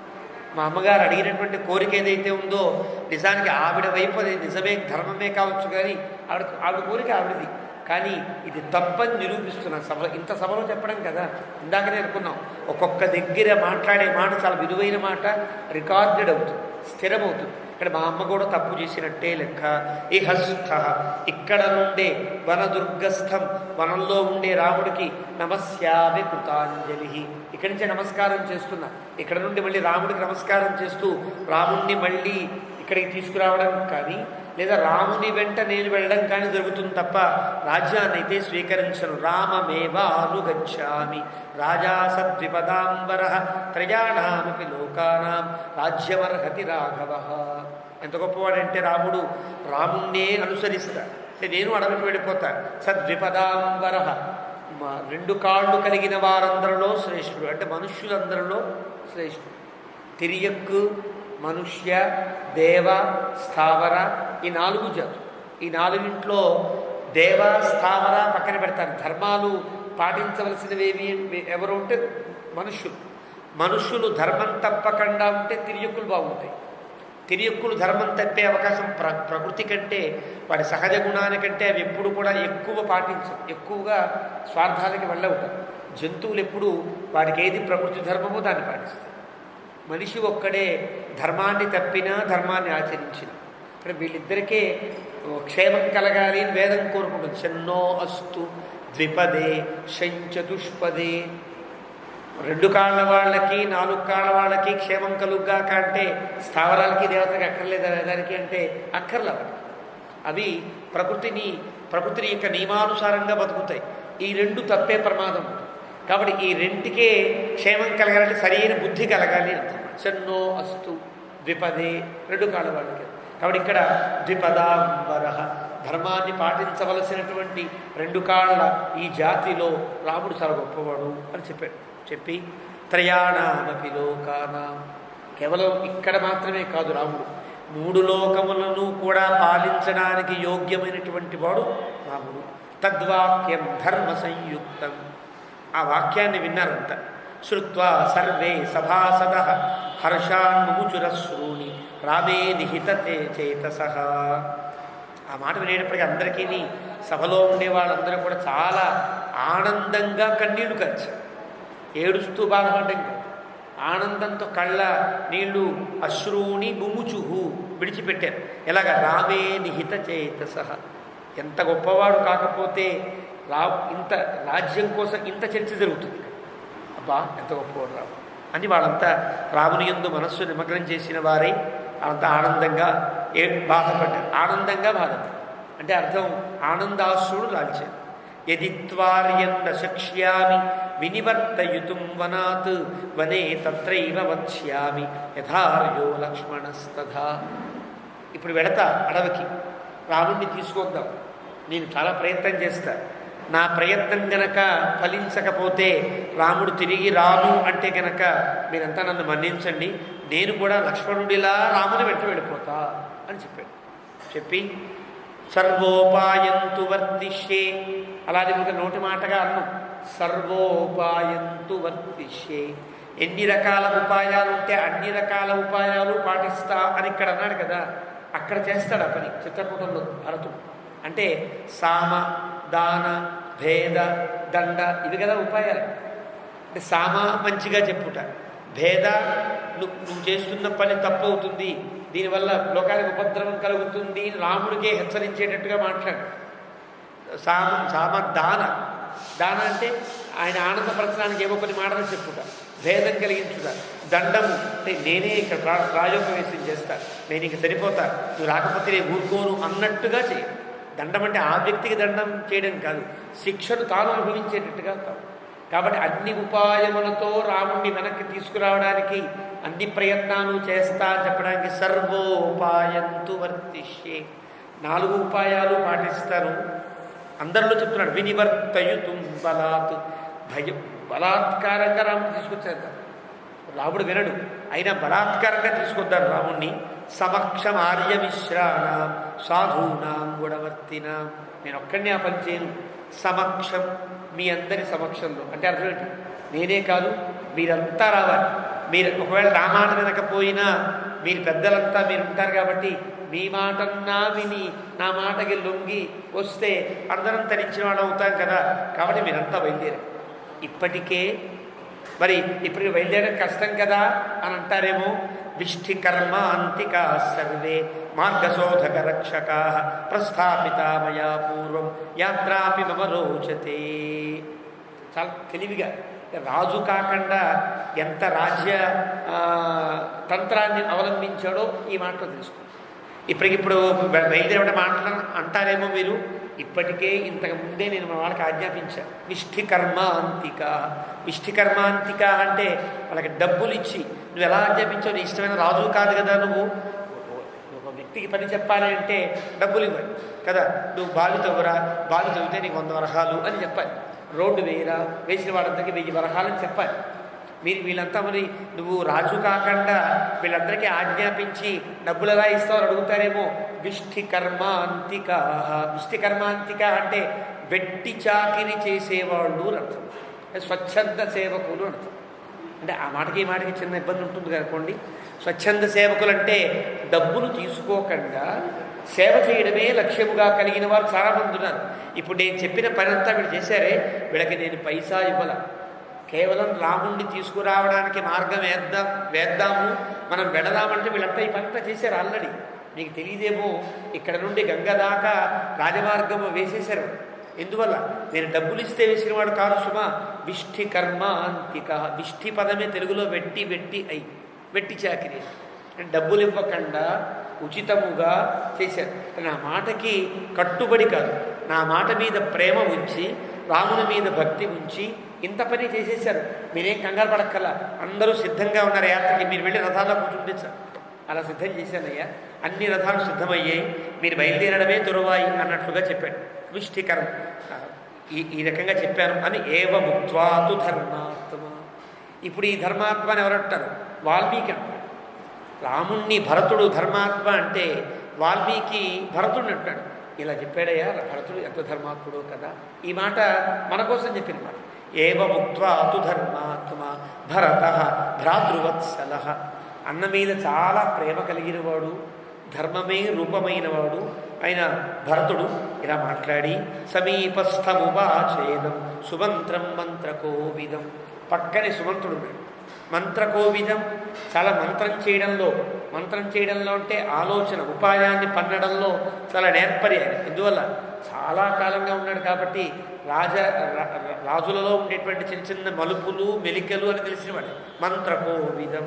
ఒకసారి సుమంత్రుడికి తిరిగి తూర్ణముత్థాయ గచ్చత్వం సుమంత్ర మమ శాసనాత్ యాత్రామాజ్ఞాపయ క్షిప్రం బలంచైవ సమానయ. నేను ఆజ్ఞాపిస్తున్నా అన్నాడు. ఆజ్ఞాపిస్తున్నానంటే సుమంతుని యొక్క మాట. సుమంతుడు కూడా ధర్మాన్ని తప్పనివారు. దశరథునికి చాలా గొప్ప స్నేహితుడు. దశరథుని యొక్క హృదయంలో భరతుడికి పట్టాభిషేకం చేయమని చెప్పారు కాబట్టి భరతుడు రాజు అనుకుంటాం, నేను రాజు అనుకుంటావు కదా సుమంత్ర, అయితే నేను ఆజ్ఞాపిస్తున్నా, వెళ్ళి వెంటనే నువ్వు ఏం చేస్తావంటే క్షిప్రం బలం ఆజ్ఞాపయ. ఎవరెవరు బయలుదేరడానికి సిద్ధమవ్వాలో వారందరికీ తగిన ఏర్పాట్లన్నీ వెంటనే చేయవలసినది అని చెప్పాడు. ఏవముక్త సుమంత్రస్తు. నిజంగా చిన్నపిల్లాడు, తను ఎత్తుకుని పెంచినటువంటి వాడు భరతుడు. అంత సభలో సుమంత్ర నా ఆజ్ఞ ఇది వెళ్ళు అని చెప్తే నువ్వు రాజు కావు, నీ ఆజ్ఞ నేను ఎందుకు పాటించాలి అనుకునేటువంటి స్థితి కాదు. ఎందువల్ల సుమంత్రస్తు అంటే అర్థం, సుమంత్రకి మనస్సులో చాలా ఆనందంగా అర్థమైంది, నన్ను ప్రేమపూర్వకంగా ఆజ్ఞాపిస్తున్నాడు కాబట్టి ఎలా నేను చేయాలి. ప్రహృష్ట చాలా ఆనందించాడు. హృష్ట తదా ఆదిశతు సర్వం యథా సందిష్ట విష్ణవతు. వాల్మీకి ప్రయోగంలో ఉండే గొప్పతనం. ఇష్టవత్ ఆదిష్టం సందిష్టం అంటే భరతుడు చెప్పినటువంటి మాటకి చాలా గుండెల్లో పొంగిపోయి భరతుడు ఎలా చెప్పాడో, గ్రామాధికారులారా మీరంతా గుర్రాల మీద రండి, నగరాధికారులారా మీరంతా రథాలు ఎక్కండి, మంత్రులారా మీకు రథాలు ఏర్పాటు చేశామని అందరికీ ఆజ్ఞాపన చేసేసాడు సుమంతుడు. అందరూ సిద్ధపడండి అంటూ ఇష్టవతు చాలా ఇష్టంగా, ఈ యాత్ర చాలా ఇష్టంగా భావించాడు. తాః ప్రహృష్టాః ప్రకృతయః బలాధ్యక్షా బలస్య చ శ్రుత్వా యాత్రాం సమాజ్ఞప్తాం రాఘవస్య నివర్తని. వాళ్ళంతా ఆనందించారు. అక్కడ ఉన్న వారందరికీ ఆనందమే. వారందరూ కూడా భరతేన బలాధ్యక్షా బలస్య చ ప్రకృతి అంటే ప్రజలను పరిపాలించేవారు, విషయములను పరిపాలించేవారు, విషయములంటే నగరములు, కొన్ని స్థానములు అంటారు. ఇవన్నీ పరిపాలించే వారందరూ కూడా రాముణ్ణి తీసుకురావడానికి జరిగే ఈ యాత్ర యందు చాలా ఆనందంగా సిద్ధపడుతున్నారు. అంతేనా? తతో యోధాంగనా సర్వాః భర్తॄన్ సర్వాన్ గృహే గృహే యాత్రాగమనమాజ్ఞాయ త్వరయంతి స్పహర్షితాః. కానీ మరిగణ సిరగజర స్వామి వారి లాంటి మహానుభావులు చమత్కారంగా ఒక కథ చెప్పారు. చమత్కారమే ఈ శ్లోకంలో, అది అర్థం మనం చెప్పడానికి వీళ్ళకే చమత్కారంగా ఉంటుంది. ఏ కారణం? తతః యోధాంగనాః, మంచి వీరపత్నులు ఉన్నారు. అంటే ఆడవాళ్ళల్లోనే కొంచెం ధైర్య సాహసాలు కలిగిన వాళ్ళు ఉంటారు. సహజంగా భగవంతుడి యొక్క లింక్ ఎలా ఉంటుందో తెలియదు, కానీ భార్య చాలా గొప్ప ధైర్యవంతురాడైతే భర్తలు పిరికివాడై ఉంటాడు. సహజంగా చూస్తాం. పాత సినిమాల్లో రమణారెడ్డి, సూర్యకాంతం చూస్తుంటాం. ఒకడు బలహీనుడైతే చాలా బలవంతంగా భార్య కనిపిస్తుంది. ఇతర బలవంతుడైతే భార్య చాలా బలహీనంగా కనిపిస్తుంది. ఇది ఒక తమాషా. ఈ కలయికే అద్భుతంగా ఉంది. అలాగే కొంతమంది ఆడవాళ్ళంట చాలా మంచి బలమైనటువంటి ఆడవాళ్ళు ఉన్నారు. ఎలాంటి దానికైనా సిద్ధపడేటువంటి ఆడవాళ్ళు. వాళ్ళుట భర్తలతో ఉంటారు. ఇక లేవండి, బయలుదేరండి మీరు కూడా అంటారు. ఎందుకన్నారంటే ఇదివరకు రాముడు వెళ్ళేటప్పుడు చాలామంది వెళ్ళిపోయారు కదా, కొంతమంది ఇళ్లలో నక్కి పడుకున్నారు ఈ భర్తలు, బలహీన భక్తులు అని వారు చెప్పేవారు, సరదాగా చెప్పేవారు. అంటే రాముని వెంట వెళ్ళడం ఇష్టమే అయినా అడవిలో పెడితే ఏం కష్టాలు పడతాను, ఏమిటి మనకి ఏ కర్మ, ఇక్కడే దాక్కుంటే వీరు కూడా వెళ్ళారు అనుకుంటారు. అంతమంది జనం గుంపులో మనదో అంటే రాజుగారి కథలో అందరూ పాలు పట్టండి అంటే ఊళ్ళో వాళ్ళందరికీ ఏదో ఒక అభిషేకం ఉంది, పెరుమాళ్ళకి అభిషేకం ఉంది, 1000 కలశాల అభిషేకం, మీ ఊళ్ళో వారంతా పాలు పట్టండి అన్నారు. ఒకడు అనుకున్నట్ట అందరూ పాలు పోస్తారు కదా, నేను నీళ్లు పోస్తే అని వాడు నీళ్లు తీసుకున్నాను. పాలు పోసినట్టుగా నీళ్లు పోసాడు. ఇదేగా అందరూ అనుకున్నారు, అందరూ నీళ్ళే పోసినారు. సామెత ఉంటుంది కథ. అట్లాగా నేను ఒక్కడిని వెళ్ళకపోతే అని వీడు దాక్కుంటే వెళ్ళేట్టు అనుకుంటారు కదా. అలాంటి భర్తలని భార్యలు చూస్తారు కదా, చక్కగా జుట్టు పట్టుకుని లేపి ఏంగా అమ్మాయిలో నీకు ఇప్పుడైనా అప్పుడు ఎలాగ వెళ్ళలేదు కదా, ఇప్పుడైనా లే అన్నట్లుగా చెప్పారండి అని సరదాగా చెప్పారు. తతో యోధాంగనా సర్వాహ. యోధాంగనా అంటే అర్థం అది మంచి ధైర్య సాహసం కలిగినటువంటి ఆడవాళ్ళంతా భర్తృన్ సర్వాన్ గృహే గృహే, వాళ్ళ ఇళ్లల్లో అంతకుముందు వెళ్ళకుండా నక్కి ఉన్నవాడు జుట్టు పట్టి లేపి మీరు బయలుదేరండి. యాత్రాగమనమాజ్ఞాయ, ఇప్పుడైనా వెళ్ళండి, మీకు ధన్యత కలుగుతుంది, ఆ పాప పరిహారం అవుతుందన్నట్లుగా త్వరయంతి స్వహర్షితా. బయలుదేరండి. ఇంకా నాకు చొక్కా కావాలి, అక్కర్లేదు, చొక్కా లేకపోతే అసలు బయలుదేరి, అయ్యో చెప్పులు వేసుకుంటారే, అక్కర్లేదు, రథం ఎక్కేవాడివి కదా, ఇలాగా త్వరయంతి స్వహర్షిత. గబగబా బయటికి పోతో తరిమిస్తాను. ఏదైనా మంచి పనికి వెళ్ళేటప్పుడు ఇంకా ఆలస్యం చేయకండి, వెళ్ళండి అంటారే. త్వరయంతి స్వహర్షిత, మనసులో చాలా ఆనందం కలిగి తోస్తున్నట్లుగా భర్తల్ని బయటకు తోసేసారు వాళ్ళు అన్నారు. దీన్ని సరదాగా చెప్పారు పెద్దలు. నిజానికి ఆ అర్థం ఇచ్చేటువంటి శ్లోకమే ఇది. తేహయైః గోరథైః శీఘ్రైః స్యందనైశ్చ మహాజవైః సహయోధైః బలాధ్యక్షాః బలం సర్వవచోదయం. వాళ్ళంతా కూడా గుర్రాలు ఎక్కిన వాళ్ళు కొందరు, ఎద్దుల బండ్లు ఎక్కిన వారు కొందరు, రథాలు ఎక్కిన వాళ్ళకుంటే రథాలు ఉంటాయి, వాళ్ళకంటే చిన్న వాహనాలు ఉంటాయి.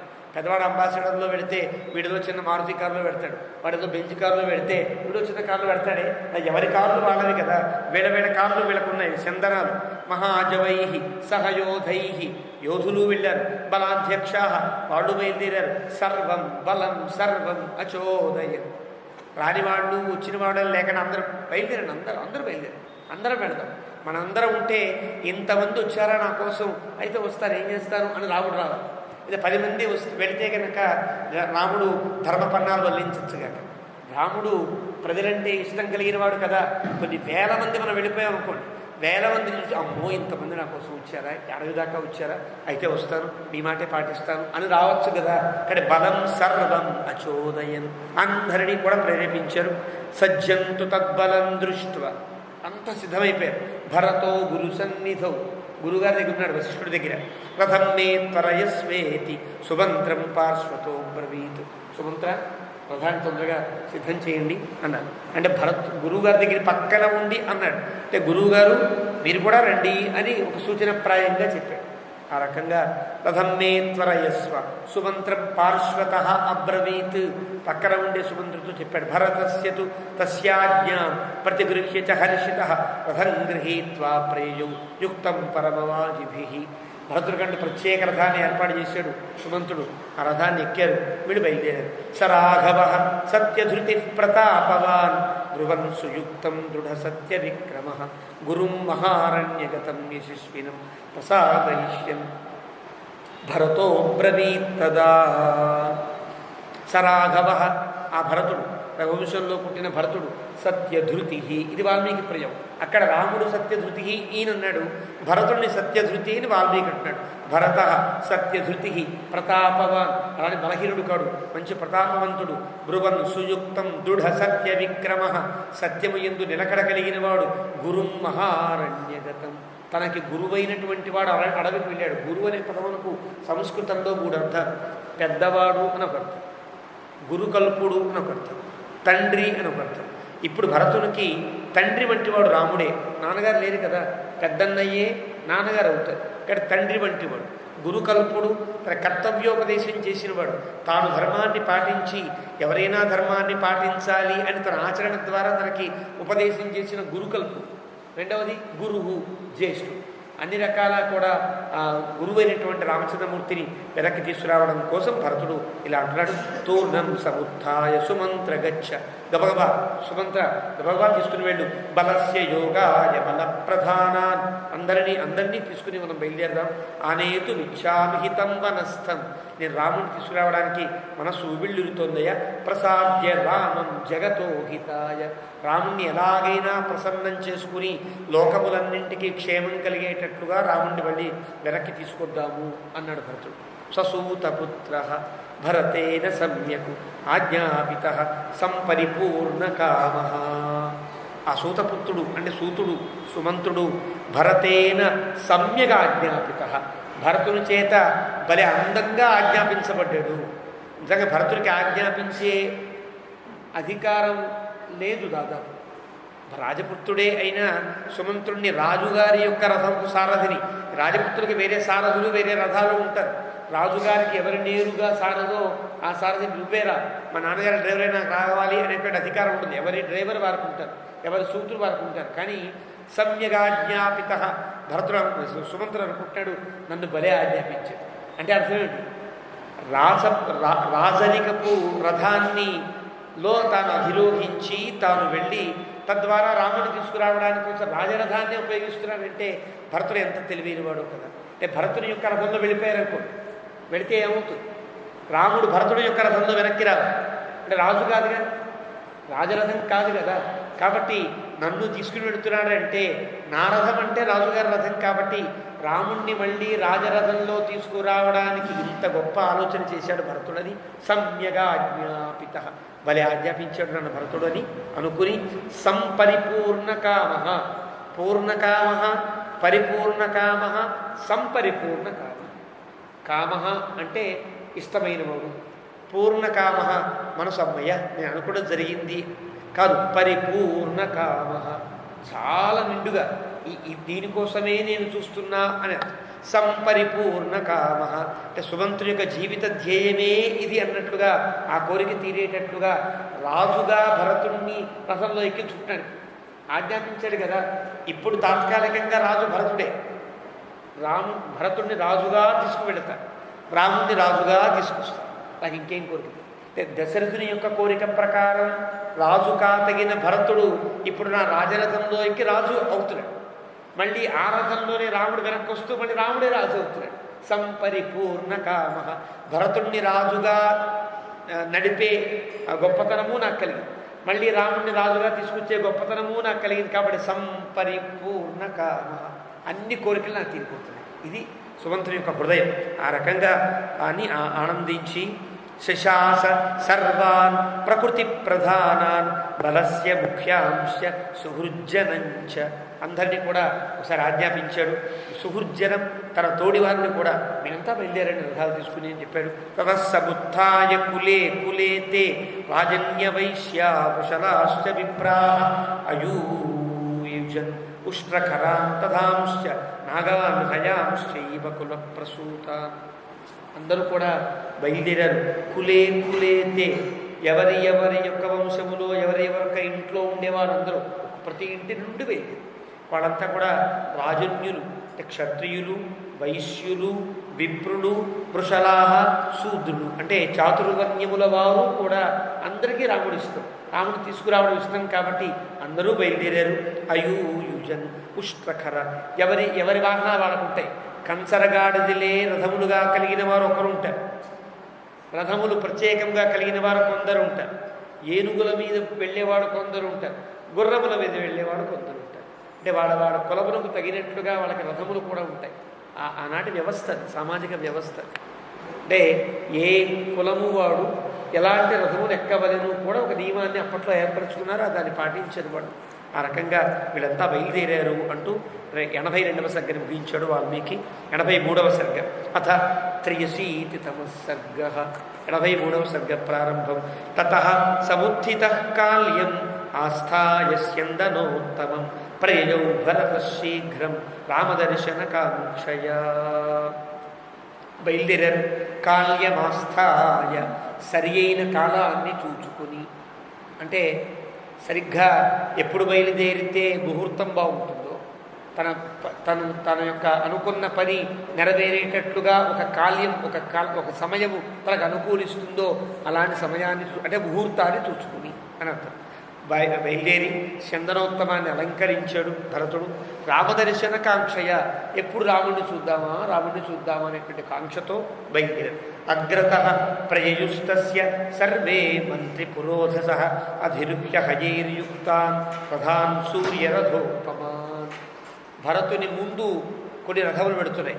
తన యొక్క లౌకిక మంత్రులంతా రథంలో ఉన్నారు. దాని తరువాత వశిష్ఠాది ప్రముఖులంతా కొన్ని రథాల్లో ఉన్నారు. అందరూ కూడా సూర్యరథముల వంటి ప్రకాశించే గొప్ప గొప్ప రథములలో వశిష్ఠాది మహర్షులు, దుష్ట జయంతాది లౌకిక మంత్రులు అంతా బయలుదేరారు. ఆ తరువాత భరతుని యొక్క రథం బయలుదేరి నవనాగ సహస్రాణి 9000 ఏనుగుల మీద బయలుదేరారు. 9000 ఏనుగులు. ఒక్కొక్క ఏనుగు మీద ఇద్దరిద్దరు వేసుకుంటా సుమారు 18,000 మంది ఏనుగుల మీద ఉన్నారని లెక్క కదా. నవనాగ సహస్రాణి కల్పితాని యథావిధి అన్వయు భరతం యాంతం ఇక్ష్వాకుకులనందనం. భరతుని వెనకాల 9000 ఏనుగుల మీద కొంతమంది యోధులు బయలుదేరారు. ఆ వెనుక షష్ఠీరథ సహస్రాణి ధన్వినో వివిధాయుధా. రకరకాల ఆయుధాలు ధరించి, అంటే క్రూర జంతువులు ఉండేటువంటి ప్రాంతం కదా అడవి. అడవిలోకి వెళ్ళాక ఏ మనిషి ఏ పౌరులకి వాళ్ళ రక్షణ వాళ్ళు చూసుకోరు. వాళ్ళకి వెనకాల పోలీసులు, సెక్యూరిటీను, ఏదో ఒక ఆర్మీ ఉందని మనందరికీ ధైర్యం కదా. మనం భయపడుతున్నాం. పాకిస్తాన్ యుద్ధానికి వస్తుందని భయపడుతున్నాం. మనం భయపడడం అవసరంలా. మనం రక్షించుకోవాల్సిన బాధ్యత మనకి సమీపంలో ఉండే పోలీసులది, తర్వాత ఆర్మీది, తర్వాత నేవీది, తర్వాత ఇంకోటి ఏదో ఉంటాయి, తిదళాలు ఉంటాయి కదా. ఈ మూడింటిది. ఇక్కడ వాళ్ళు రక్షణ, వాళ్ళు జాగ్రత్తలో వాళ్ళు ఉండాలి తప్ప మనం వాళ్ళకి చెప్పక్కర్లా. మనం ఆనందంగానే ఉంటాం. మన మీద ఏ రకమైనటువంటి ఆపద కలగకుండా చూడవలసిన బాధ్యత వాళ్ళ మీద ఉంటుంది. కాబట్టి వెనకాల రథంలో ఉండే వాళ్ళంతా కూడా వివిధాయుధ, చాలా ఆయుధాలు ధరించి వాళ్ళంతా కూడా 60,000 రథములను అధిరోహించింది. 60,000 రథాలు బయలుదేరాయి. 9,000 ఏనుగులతో 60,000 రథాలతో బయలుదేరి. ఆ తరువాత 100 సహస్రాణి అశ్వానాం సమారూఢాని రాఘవం. అంటే చతురంగ బలములు బయలుదేరాయి అర్థమన్నమాట. చతురంగ బలాలంటే రథములు, ఏనుగులు, గుర్రములు, పదాతులు, కాలిబంట్లు. దీన్ని చతురంగ బలము అని అంటారు. ఇలాగా తర్వాత వెనకాల కేవలం గుర్రాల మీద రథాలు ఉండవు, కేవలం గుర్రాల మీద ఉంటాయి. వాళ్ళు 100 సహస్రాని 1,00,000 మంది, అంటే 100,000 లక్ష మంది గుర్రాల మీద బయలుదేరి వాళ్ళంతా బయలుదేరారు. వీరంతా దేన్ని బయలుదేరారు? అన్వయు భరతం యాంతం సత్యసంధం జితేంద్రియం. జితేంద్రియుడు సత్యసంధుడు అయిన భరతుని మాటకు కట్టుబడి బయలుదేరారు వీళ్ళంతా కూడా. కైకేయీ చ సుమిత్రా చ కౌసల్యా చ యశస్విని. ఇక్కడ చెప్పలేదు కానీ ఇక్కడ మధ్యలో జరిగినటువంటి సంఘటన భరతుని యొక్క ఈ ఈ రకమైన అభిప్రాయం తెలిసిన తర్వాత కైకేయి పూర్తిగా మనసు మార్చుకుని చాలా ఉత్తమమైనటువంటి స్థితిని పొందింది. ఇది వ్యాఖ్యాతం చెప్తుంది. అంటే కైకేయిలో ఉండే ఒక పిశాచి ఆవహించినట్లుగా ఇదంతా జరిపించింది కదా అయింది. ఏదో ఆవహించింది ఆ సమయంలో. అంటే ఏదో అంటే మళ్ళీ ఏదో పిశాచమో భూతం అనుకోకండి. ఒక రకమైనటువంటి భావం ఆవహించింది. ఆ భావం అంతా తొలగిపోయి ఇదంతా నేను తప్పు చేశాను, మా కుమారుడు తన కళ్ళు తెరిపించాడు, మా అమ్మ చేసిన తప్పుకి నేను క్షమాపణ చెప్తున్నాను సభలో అన్నాడంటే అంతకంటే గొప్ప కుమారుడు ఎవరు ఉంటాడు. కాబట్టి తన యొక్క పాపం ప్రక్షాళన అయిపోయి ఇప్పటిదాకా తన మీద ఉండే భావన అందరికీ తొలగిపోయి, కాబట్టి ఇది అద్భుతమైనటువంటి అవకాశం అనుకుని కైకేయి రాముణ్ణి మళ్ళీ తీసుకురావడమే మనస్సులో ప్రధాన లక్ష్యంగా ఆవిడ కూడా బయలుదేరిందని చెప్పడానికి వాల్మీకి ఆవిడ పేరు ముందు ప్రయోగించాడు అని పెద్దలు చెప్పారు. నిజానికి కౌసల్యాచ సుమిత్రాచ కైకేయీచ అనొచ్చు. అలా కైకేయీచ సుమిత్రాచ కౌసల్యాచ యశస్విని అంటే చెప్పడంలో తమాషా. వాల్మీకి చెప్పలే ఇది, కానీ వాల్మీకి ప్రయోగించిన పదములను జాగ్రత్తగా పరిశీలించిన పెద్దలు చెప్తారు. అంటే కైకేయి ముందు పడింది, వెళ్ళాల్సిందే అని ముందు ఎవరు బయలుదేరుతారో వాళ్ళ పేరు కదా ముందు చెప్పారు. అంటే కౌసల్యకి ఇంకా చిన్న తడపడాయింపేదో ఉందేమో తప్ప కైకేయి రాముణ్ణి తీసుకురావడమే లక్ష్యము అని ముందు బయలుదేరిందయ్యా అని చెప్పడం కోసమని కైకేయి యొక్క పేరుని ముందు వాల్మీకి చెప్పినట్టుగా మనం భావించాలి. కైకేయి సుమిత్రాచ, ఎటు చూసినా సుమిత్ర మధ్యలో ఉంటుంది. కౌసల్య ముందు బయలుదేరినా సుమిత్ర మధ్యలో ఉంటుంది, కైకేయి బయలుదేరినా సుమిత్ర మధ్యలో ఉంటుంది. కాబట్టి సుమిత్ర తర్వాత కౌసల్యాచ యశస్విని. కౌసల్య వెనకాల బయలుదేరింది అంటే అర్థం కైకేయి కౌసల్యకు నమస్కరించి కౌసల్య పట్ల తన తప్పుని ఒప్పుకుని కౌసల్య చేతిని పట్టుకుని కైకేయి తీసుకుని వెళ్ళింది అని చెప్పడంలో ఈ ఋషి యొక్క ఉద్దేశ్యమని మన పెద్దలు తమ వ్యాఖ్యానంలో తెలియజేస్తారు. ఆ రకంగా యశస్విని అంటే అర్థం అంటే వీళ్ళిద్దరికీ లేని ఒక ప్రయోగాన్ని, ఒక వర్ణనని, ఒక ఉపమానాన్ని, ఒక విశేషణాన్ని కౌసల్యగా వేసినందువల్ల కారణం ఇప్పుడు కౌసల్య గొప్ప కీర్తిమంతురాలైంది.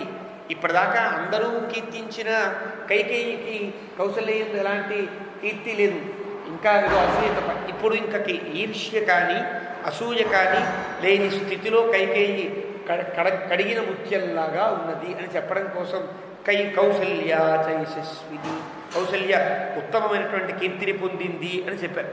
రామానయన సంహృష్టా యయుయానేన భాస్వత, ఇక్కడ చెప్పడంలో కూడా రామ ఆనయన సంహృష్టా, ఈ ముగ్గురికి రాముణ్ణి తీసుకురావడంలో అమితమైన ఇష్టం ఉన్నది అంటే కైకేయి పూర్తిగా మారింది అని చెప్పకుండానే వాల్మీకి ఈ శ్లోకంలో మనకి చెప్పారు. ప్రయాతాశ్చ ఆర్య సంఘాతా రామం ద్రష్టుం సలక్ష్మణం తస్యైవ చ కథాశ్చిత్రా కుర్వాణా హృష్టమానసా. వీళ్ళంతా బయలుదేరారు. ఆర్య సంఘాతములన్నీ కూడా అంటే ఉత్తములైనటువంటి గ్రామాధికారులు, పెద్దలు, విద్వజ్జనులు వీళ్ళంతా బయలుదేరారు కదా. ఎవరికి వాళ్ళు కథలుగా చెప్పుకుంటారు. అంటే కథలేంటి, ఇక్ష్వాకువంశం కథలు చెప్పుకోవడం కాదు, కేవలం రాముడి గుణాలు, కేవలం భరతుని గుణాలు అంతే. వీళ్ళిద్దరి యొక్క గుణములను పొడుగుడుతూ వీళ్ళంతా కూడా బయలుదేరుతారు, ప్రయాణం సాగిస్తారు. ప్రయాణం చాలా ఉంది కదా. మేఘశ్యామం మహాబాహుం స్థిరసత్వం దృఢవ్రతం కదా ద్రక్ష్యామహే రామం జగతశోకనాశనం. మేఘశ్యామం, రాముడు గుర్తురాగానే నల్లటి మేఘల్లాంటి శరీరము కలిగిన వాడు అని అర్థం. మేఘశ్యాముడు ఎందుకన్నారంటే మేఘము నీటితో నిండి ఉంటుంది కాబట్టి నీరు ఇవ్వడానికి యోగ్యము. రాముడు కరుణామయుడు కాబట్టి, కరుణాపయోనిధి కాబట్టి రాముణ్ణి ఇంతమంది బతిమిలాడితే ఖచ్చితంగా కరిగిపోతాడు, వస్తాడు అని చెప్పడానికని మేఘశ్యామం. మహాబాహుం, మహాబాహుం అంటే పరిపాలింప తగినటువంటి రాజత్వము కలిగినవాడు కాబట్టి రాజు తానైనప్పుడు అదే నేను రాను అనడానికి వీల్లేదు, రాజధర్మం ఉంటుంది కాబట్టి వస్తాడు అని చెప్పడం కోసం రెండవది. స్థిరసత్వం, దృఢమైనటువంటి ఒక ఊనిక కలిగినవాడు. దృఢవు వ్రతం, దృఢమైనటువంటి వ్రతము కలిగినవాడు. అలాంటి రాముణ్ణి కదా ద్రక్ష్యామహే రామం. 4 విశేషణాల్లో 2 వీళ్ళ కోరిక తీరేటట్టుగా, 2 రామునికి ఉండేటువంటిది. అంటే రాముడు రావాలి అని మన కోరిక, కానీ రాముడు మొండిపట్టుగా ఉంటాడే, పట్టిన దాన్ని విడవడు కదా, దృఢవ్రతుడు కదా, వస్తాడా రాడా, కానీ రావాలి, తీసుకురావాలి. ఇలాగ 2 విశేషణాలు రాముడికి, 2 విశేషణాలు వీళ్ళకి అన్వయిస్తాయన్నమాట. అలా ఆ రకంగా వీళ్ళు కదా ద్రక్ష్యామహే, ఎప్పుడు చూస్తామో కదా రాముణ్ణి. జగతశోకనాశనం, మనందరికీ శోకాన్ని తొలగించేవాడు. దృష్టయే బహిన శోకం అపనేష్యతి రాఘవ, రాముణ్ణి చూస్తే చాలు ఏడుపంతా ఎగిరిపోతుంది. రాముణ్ణి చూస్తే చాలు దుఃఖాలన్నీ పోతాయి. కాబట్టి తమ సర్వస్య లోకస్య సముద్యన్నివ భాస్కర, సూర్యుడు వస్తే చాలు చీకట్లన్నీ ఎలాగైతే పోతాయో రాముణ్ణి చూస్తే చాలు ఆపదలన్నీ తొలగిపోతాయి. ఇత్యేవం కథయస్తే, ఈ కథలు చెప్పుకుంటున్నారయ్యా. లేదా శ్రీ మహావిష్ణువు అలాగా ఏదో ఈ కథలు కాదు, పురాణం కథలుగా చెప్పుకునేది. ఇత్యేవం కథయంతస్తే, రాముడు ఇలాంటి వాడు, భరతుడు ఇలాంటి వాడు, ఈ రాజ్యం ఇట్లాంటిది, మనం ఇలాంటి ధన్యులము, ఇలా మాట్లాడుకుంటారు వీళ్ళంతా కూడా. సంప్రదృష్టా కథా శుభా పరిష్పజానాశ్చ అన్యోన్యం యయు నాగరికా జనా, ఒకళ్ళనొకడు కౌగిలించుకుంటారు. ఆనందం పట్టలేకపోతే వచ్చేటువంటి ఒక దృశ్యమును మనం కనిపించవచ్చు. ఒక పెద్ద అందరికీ సాముదాయికమైనటువంటి గొప్ప విజయము, గొప్ప ఫలము లభించినప్పుడు వీరావారాలు తేడా ఉండకుండా ఒకరినొకరు అభినందించుకునేటువంటి స్థితిలో వీరంతా కూడా పరిష్వజానాశ్చ అన్యోన్యం, ఒకరినొకరు కౌగిలించుకుంటూ తమ ఆనందాన్ని ప్రకటిస్తున్నారు. వీళ్ళు మామూలు వాడు కదా, నాగరికా జనా, కౌగిలించుకోవడాల్లో ఏవో దురభిప్రాయములు కావు. నాగరికా జనా, ఆనందమే వ్యక్తము చేయడము ప్రధాన లక్ష్యముగా వీరంతా కూడా ఒకరినొకరు అభినందించుకుంటున్నారు. ఏచ తత్ర పరే సర్వే, అక్కడ కొంతమంది సమ్మత ఏచ నైగమా రామం ప్రతియుర్హుష్టా సర్వా ప్రకృతయస్తదా, విద్వాంసులంతా కూడా రాముడిని మళ్ళీ తీసుకురావడానికి వెళ్ళేటువంటి వేదమంత్రములు ఉంటాయి, వాళ్ళకి ఉండే మంత్రములు. ఆ మంత్రములన్నీ వాడు పఠిస్తూ నైగమాహ అంటే నిగమతత్వవేత్తలైన వారంతా కూడా ఆ మంత్రములను జపిస్తూ రాముడు మళ్ళీ రావాలంటే ఈ మంత్రం జపిస్తే రాముడు వస్తాడు, వాళ్ళకుండే అభిప్రాయాలు వాళ్ళకు ఉంటాయి కదా, వాళ్ళు ఆ రకంగా ఉన్నారు. మణికారాశ్చ ఏ కేచితు కుంభకారాశ్చ శోభనా సూక్తకర్మకృతశ్చైవ ఏచ శస్త్రోపజీవిన, మణులుంటాయి. ఆ మణులకు హోల్ చేయడం చాలా కష్టం. మణులు ఆభరణంగా ధరించామనకు ఉంటుంది, కానీ ఆ మణికి చిన్న కన్నం పెట్టి కన్నంలో నుంచి హారాన్ని గుచ్చాలంటే దాని పనివాళ్ళు వేరే ఉంటారు. అలాంటి మణికారులు కొందరు బయలుదేరారు. వీళ్ళకంటే మీరు రండి అని చెప్పక్కర్లా, ఏ ఏ వృత్తుల వాళ్ళు బయలుదేరారో వాల్మీకి చెప్తున్నాడు. మణికారా, మణులకు కన్నములు పెట్టి తద్వారా హారములు తయారు చేసే మణికారులు బయలుదేరారు. అంతేనా? కుంభకారాశ, కుండలు చేసేవాళ్ళు బయలుదేరారు. శోభనా, వాళ్ళు మామూలు కుండలు చేసేవాడు కాదు, పెళ్ళిళ్ళకి వాటికి శుభములకు కుండలు చేసేవాడు కొందరు, వేరే దాని కుండలు చేసేవాడు కొందరు ఉంటారు. కొన్ని కుటుంబాలు అలా పంచుకునేవారు. కాబట్టి శోభనా కుంభకారాశ, మంగళ కుండలు, మంగళప్రదమైన పడులకు చేసే కుండలు వేరే ఉంటాయి. కుండలలో కూడా తేడా ఉంటాయి, పాలికలలో తేడా ఉంటాయి, ప్రమిదలలో తేడాలు ఉంటాయి. ఇవన్నీ ఆగమ శాస్త్రంలో కూడా ఉన్నాయి. ఏ ఏ పాలిక ఏ ఏ జాతి వారికి వాడాలో ఆ పాలికలో ఉండే తేడాలు ఇప్పుడు అన్ని పాలికలు ఒకలాగే వాడుతున్నాను, కానీ ప్రమిదలలో, పాలికలలో, కుండలలో కూడా తేడా. కొన్ని కుండలు ఇలా కడుపు పెద్దది చేసి మూతి చిన్నది చేస్తే అది అపరప్రయోగానికి వర్తిస్తుంది. మూతిని కొంచెం కంఠాన్ని సాగదీసి పైకి లేపి ఈ కడుపుని కనుక దానికి రెండింతలు చేస్తే అది శుభాది. ఇలాగ ఏవో నియమాలు ఉండేవిట. పూర్తిగా నేను చెప్పలేను, చెప్పిన వాటిలో తప్పు ఉంటే వర్ణించండి. కానీ కుండలు చేయడంలో కూడా తేడాలు ఉన్నాయి. కుండల యొక్క ఆకారాన్ని బట్టి ఏ కుండలో గుర్తించే స్థితి అప్పట్లో ఉండేది. అప్పుడు అదే ప్రవర్తన సాగింది కాబట్టి, అదే జీవనం సాగింది కాబట్టి. ఇప్పుడు ఏ కుండలు ఏమో తెలియకుండా అయిపోయాయి కాబట్టి అన్ని కుండలు మనకు ఒకలాగే అనిపిస్తాయి. ఇలాంటి శోభనా కుంభకారాశి, అలాంటి వాళ్ళు బయలుదేరారు. సూత్రకర్మ కృతశ్చైవ, అంటే అల్లికలల్లి బట్టలు అల్లేరు. అంటే ఊలుని బట్టలుగా అల్లేవారు కావచ్చు, లేదా దారాన్ని తీసి మరేమంటారు నేత వేసేవారందరూ కూడా వాళ్ళు బయలుదేరారు. శస్త్రోపజీవిన, శస్త్రాలు తయారు చేసి దాని మీదే బతికేవాడు వాళ్ళు బయలుదేరారు. మాయూరకాహ, నెమలి పింఛములను అందంగా విసరకర్రల్లాగా అందంగా కొన్ని ఆభరణాలలాగా అలంకారాలలాగా తయారు చేసి బతికేవాడు కొందరు ఉంటారు, వాళ్ళని మాయూరకాహ అంటారు. వాళ్ళు బయలుదేరారు. క్రాకచికాహ, క్రాకచిక అంటే రంపములు ఉంటాయి, రంపములతో కొన్ని వస్తువులు తయారు చేస్తారు. అలాంటి తయారు చేసేవాళ్ళు ఎవరో, కానీ మనకి దీంట్లో సంస్కృతంలో క్రాకచికం అంటే దువ్వెనలు కూడా అర్థం. అంటే దువ్వెనలు తయారు చేసేవాళ్ళు ఉంటారు. అందంగా దంతాలతో దువ్వెనలు ఉంటాయి, ప్లాస్టిక్ దువ్వెనలు ఇప్పుడు వస్తున్నాయి, రకరకాల దువ్వెనలు తయారు చేస్తున్నారు. వాళ్ళంతా బయలుదేరారు. రోచకాహ, రోచక అంటే మెరుగులు పెట్టేవారు. మనం ఒక రాగి పాత్ర ఉందనుకోండి, అది చిలువు పెడితే దాన్ని మెరుగు పెడతారు. అలాగే కొన్ని వాటికి మెరుగులు పెట్టేవాళ్ళు ఉంటారు, కడాయి వేసేవాళ్ళు అంటున్నాను ఈ రోజుల్లో. అలా కొంతమంది రోచకాహ. వేదకాస్ కదా, వేదక అంటే చెవులు కుట్టేవాళ్ళు, ఇంకా రకరకాల వేదకులు కొంతమంది ఉంటారు వాళ్ళు. దంతకారాహ, ఏనుగు దంతములు కనుక సరిపోతే ఆ ఏనుగుల దంతములతో రకరకాల ఆకృతులతో ఆభరణములను, అలంకారములను, ఆట వస్తువులను తయారు చేసే వాళ్ళు కొందరు ఉంటారు. మంచ కోళ్ళు కూడా ఏనుగుల యొక్క కొమ్ములతో దంతములతో తయారు చేసేవారు. అలాంటి వాళ్ళు కొందరు. సుధాకారాహ, ఇళ్లకి సున్నాలు వేసి బతికేవాడు కొందరు ఉంటారే, వాళ్ళు బయలుదేరారు. తథా గంధోపజీవిన, గంధాలు సేకరించి అందరికి అమ్మేవాళ్ళు, వాళ్ళు బయలుదేరారు. సువర్ణకారాహ, ముద్దుగా ఉండే బంగారమును అందంగా ఆభరణములుగా తీర్చిదిద్దే నైపుణ్యము కలిగినటువంటి సువర్ణకారులు బయలుదేరారు. అంతేనా? ప్రఖ్యాతా తథా కంబళధావకాహ, అంటే చాలా ప్రసిద్ధులైన అయోధ్యలో కంబళ్ళండి భలే ఉంటాయండి అని అప్పటికే ప్రసిద్ధం అన్నమాట. అలాగా అయోధ్య కంబళ్ళకి ప్రసిద్ధములైనటువంటి ఆ కంబళి అంటే తెలుసు మీకు, కింద వేసుకుని తివాచీలు అండి.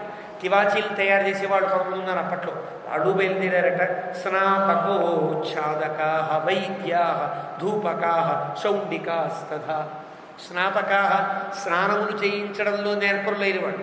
ఈరోజు మసాజులు వస్తున్నాయి, అలా ఏమో స్నానం చేయించే విధానంలో కూడా తేడాలు ఉంటాయి. స్నానం ఎలా అంటే మర్దన చేసి స్నానాలు చేయించేవారు, అలాంటి స్నానాలు చేయించేటువంటి వాడు కొందరు. ఆచ్ఛాదకాహ, షామియానాలు వేసేవాడు ఉంటారు. ఇక్కడ మేము ఉండాలనుకుంటున్నాం, గంట ఉండాలి అంటే గబగబా వాడు ఏదో పాతుతారు, కర్రలు కడతారు, తాడు కడతారు, షామియానం వేసేస్తారు. ఆచ్ఛాదకాహ, షామియానాలు వేసేవాడు కొందరు. వైద్యాహ, ఎవరైనా ఇబ్బంది వస్తే వెంటనే వైద్యులు కూడా బయలుదేరారు, డాక్టర్స్ కూడా బయలుదేరారు. అధూపకాహ, ఎక్కడ కొంచెం ఎక్కడైనా కొంత ఇబ్బందికరమైన వాసన వస్తే ఆ వాసన ప్రజలకి ఇబ్బంది లేకుండా, భరతాదులకు ఎవరికి ఇబ్బంది లేకుండా ఉండడం కోసం ధూపాలు సిద్ధం చేసుకుని వస్తోందంటే ధూపాలు వేసేస్తారు. దాంతో అగర ధూపాలతో ఎవరికి దుర్గంధం వ్యాపించకుండా ఉండడానికి ఉండేవాడు కొంతమంది బయలుదేరారు. శౌండికాస్తథా రజకాహ తున్నవాయాశ్చ, రజకాహ చాకలి వాళ్ళు. తున్నవాయాశ్చ, తున్నవాయాశ్చ అంటే గుచ్చి కుట్టేవాడు. గుచ్చి కుట్టేవాళ్ళంటే అల్లికలు అల్లుట, బట్టలు కుట్టుట, ఏవో ఇలాంటివేవో ఉంటాయి. అతున్నవాయాశ్చ గ్రామ ఘోష మహత్తరాహ, గ్రామాలలో ఘోష అంటే గోశాల, అంటే గ్రామాలలో గోశాలలో ఉండే పెద్దలు ఉంటారు, వాడు కూడా బయలుదేరారు. అంటే గొల్లవారు, గ్రామాధికారులు అందరూ బయలుదేరారు. శైలూషాశ్చ, శైలూషాశ్చ అంటే అప్పటికే నాటకాలు వేసి ప్రసిద్ధమైన వాళ్ళు. ఈనాడు గొప్పవాళ్ళు ఎవరు ఉంటే సినీ యాక్టర్లు, యాక్ట్రెస్, వీళ్ళే గొప్పవాడు. కారణం అందరికీ తెలిసినవాడు కదా. పెద్ద సెలబ్రిటీ అంటే ఈ రోజుల్లో ప్రధానమంత్రి వచ్చినా జనాన్ని తీసుకురావాలేమో తప్ప, ఏదైనా ఓ హీరోనో హీరోయిన్ వస్తే కనుక చెప్పక్కల్లా ఓ అమాంతంగా జనం పడిపోతారు. శైలూషాహ అంటారు వాళ్ళు. అలాగా వాడు కూడా బయలుదేరారు. రాముడిని తీసుకురావడానికని గొప్ప గొప్ప నటీనటులు కూడా బయలుదేరారు. అంటే అన్ని రకాల వర్గముల వాళ్ళు బయలుదేరారు. సహస్త్రీభి, కేవలం శైలూషాహ మగవాళ్ళు కాదు, నటించే ఆడవాళ్ళు కూడా. ఎందుకు వీళ్ళు బయలుదేరారంటేట, వీళ్ళు మధ్యలో 2-3 ప్రయాణం ఉంటుంది కదా. ప్రయాణం ఉన్నప్పుడు ఈ ఉన్న ప్రజలందరినీ ఆనందపరచడం కోసం నాటకాలు వేస్తారు, ఒక వినోదం కోసం. అలా వినోదం కోసం సహస్త్రీభి, ఆడవాడు యాక్ట్రెస్తో పాటుగా యాక్ట్రెస్ కూడా పెట్టారు. అలాగే సహస్త్రీభి యయు కైవర్తకాస్తథ. కైవర్తక అంటే జూదాలు ఆడేవాడు ఉంటారు, పేకాట్లు ఏవో ఉంటాయి కదా, సరదా కోసం ఆడేవాడు.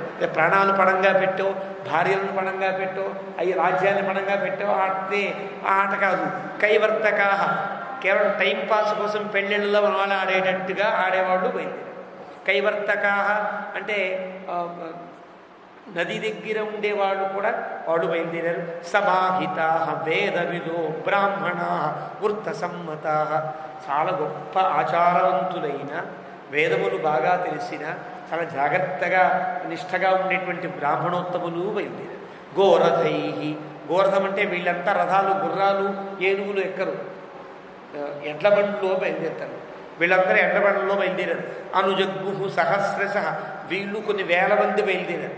9,000 గుర్రములు, 60,000 రథములు, 1,00,000 గుర్రములు, కాకుండా సహస్రశః గోరథై, కొన్ని వేల బండ్లు ఇవన్నీ వెళ్ళేవి. అంటే ఎంతమందో అనేది మనం ఊహించుకోవచ్చు. ఆ రకంగా సువేషాః శుద్ధవసనాః తామ్రమృష్టానులే లేపనాః. సువేష అందరూ అందంగా, చాలా చక్కటి అందంగా వేషాలు వేసుకుని బయలుదేరి, అంటే మంచి పట్టుబట్టలు కట్టుకుని అందంగా. అంటే ఇప్పుడు రాముడు రాజు అక్కడ పట్టాభిషేకం చేస్తే అందరూ ఎలా ఉంటారు. మన ఊళ్ళో ఒక రాముడికో లేకపోతే ఓ దేవుడికో ఉత్సవం జరుగుతుంది అంటే ఆ రాముడు ఉత్సవం అయితే నేను మట్ల పంచుకోవాలనుకోవడానికి వీలేదు. మనకు కూడా ఉత్సవమే. శ్రీరామనవమి వచ్చిందంటే మనకి పండగే. మనం కూడా కొత్త బట్టలు మంచి బట్టలు కట్టుకోవాలి. కట్టుకుంటే ఆ ఉత్సవానికి వైభవం పెరుగుతుంది. ఉత్సవంలో రాముడు మాత్రమే మంచి బట్టలు కట్టి మనమంతా కూడా ఈసులో అంటూ చిరిగిపోయినవి మాసిపోయినవి కట్టుకుంటే ఎలా ఉంటుంది పరివారం అంతా. వీళ్ళు బాగుంటే ఉత్సవం పెరుగుతుంది కదా. వీళ్ళంతా సువేషాః మంచి బట్టలు, శుద్ధవసనాః మడిగా ఉండే బట్టలు, అలా అలా తగిలిన బట్టలు కావు. తామ్రభృష్ట అనులేపనాః చక్కటి ఎర్రచందనపు పూతలతో శరీరం కూడా సువాసన వచ్చేటట్టుగా. ఇదంతా కూడా ఆగమంలో ఆరాధన చేయడానికి వెళ్ళేటువంటి అర్చకుడు ఎలా వెళ్ళాలో నియమం ఉంది. మంచి బట్టలు కట్టుకోవాలి, ఒళ్ళంతా సెంటు పూసుకోవాలి, నోట్లో కిళ్ళీ వేసుకుని ఒక సుగంధ ద్రవ్యాలతో కూడిన కిళ్ళీ వేసుకుని బాగా నమిలి ఆ కిళ్ళీ రసాన్ని మింగకుండా ఉమ్మేసేయాలి, మొహం కడుక్కోవాలి, అప్పుడు లోపలికి వెళ్ళాలి ఆలయంలో. ఎందువల్ల భగవంతుడి దగ్గర నోరు విప్పితే సువాసన రాదు. తాను వెళితే తన శరీరం మీద దుర్గంధం వాసన వేయకూడదు, దేవుడికి సుగంధమే వాసన వేయాలి. తన బట్టలలో ఉండేటువంటి చీడ పీడ గర్భాలయంలోకి వెళ్ళడానికి వీల్లేదు. అక్కడ మంచి బట్టలు, అది మడిబట్టలు.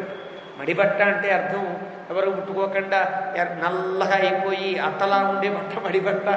బట్ట అట్ట రెండు సమానంగా, బిఏటీటీఏ బి తీస్తే అట్టట అలా అయిపోతాయి మడిబట్టలు.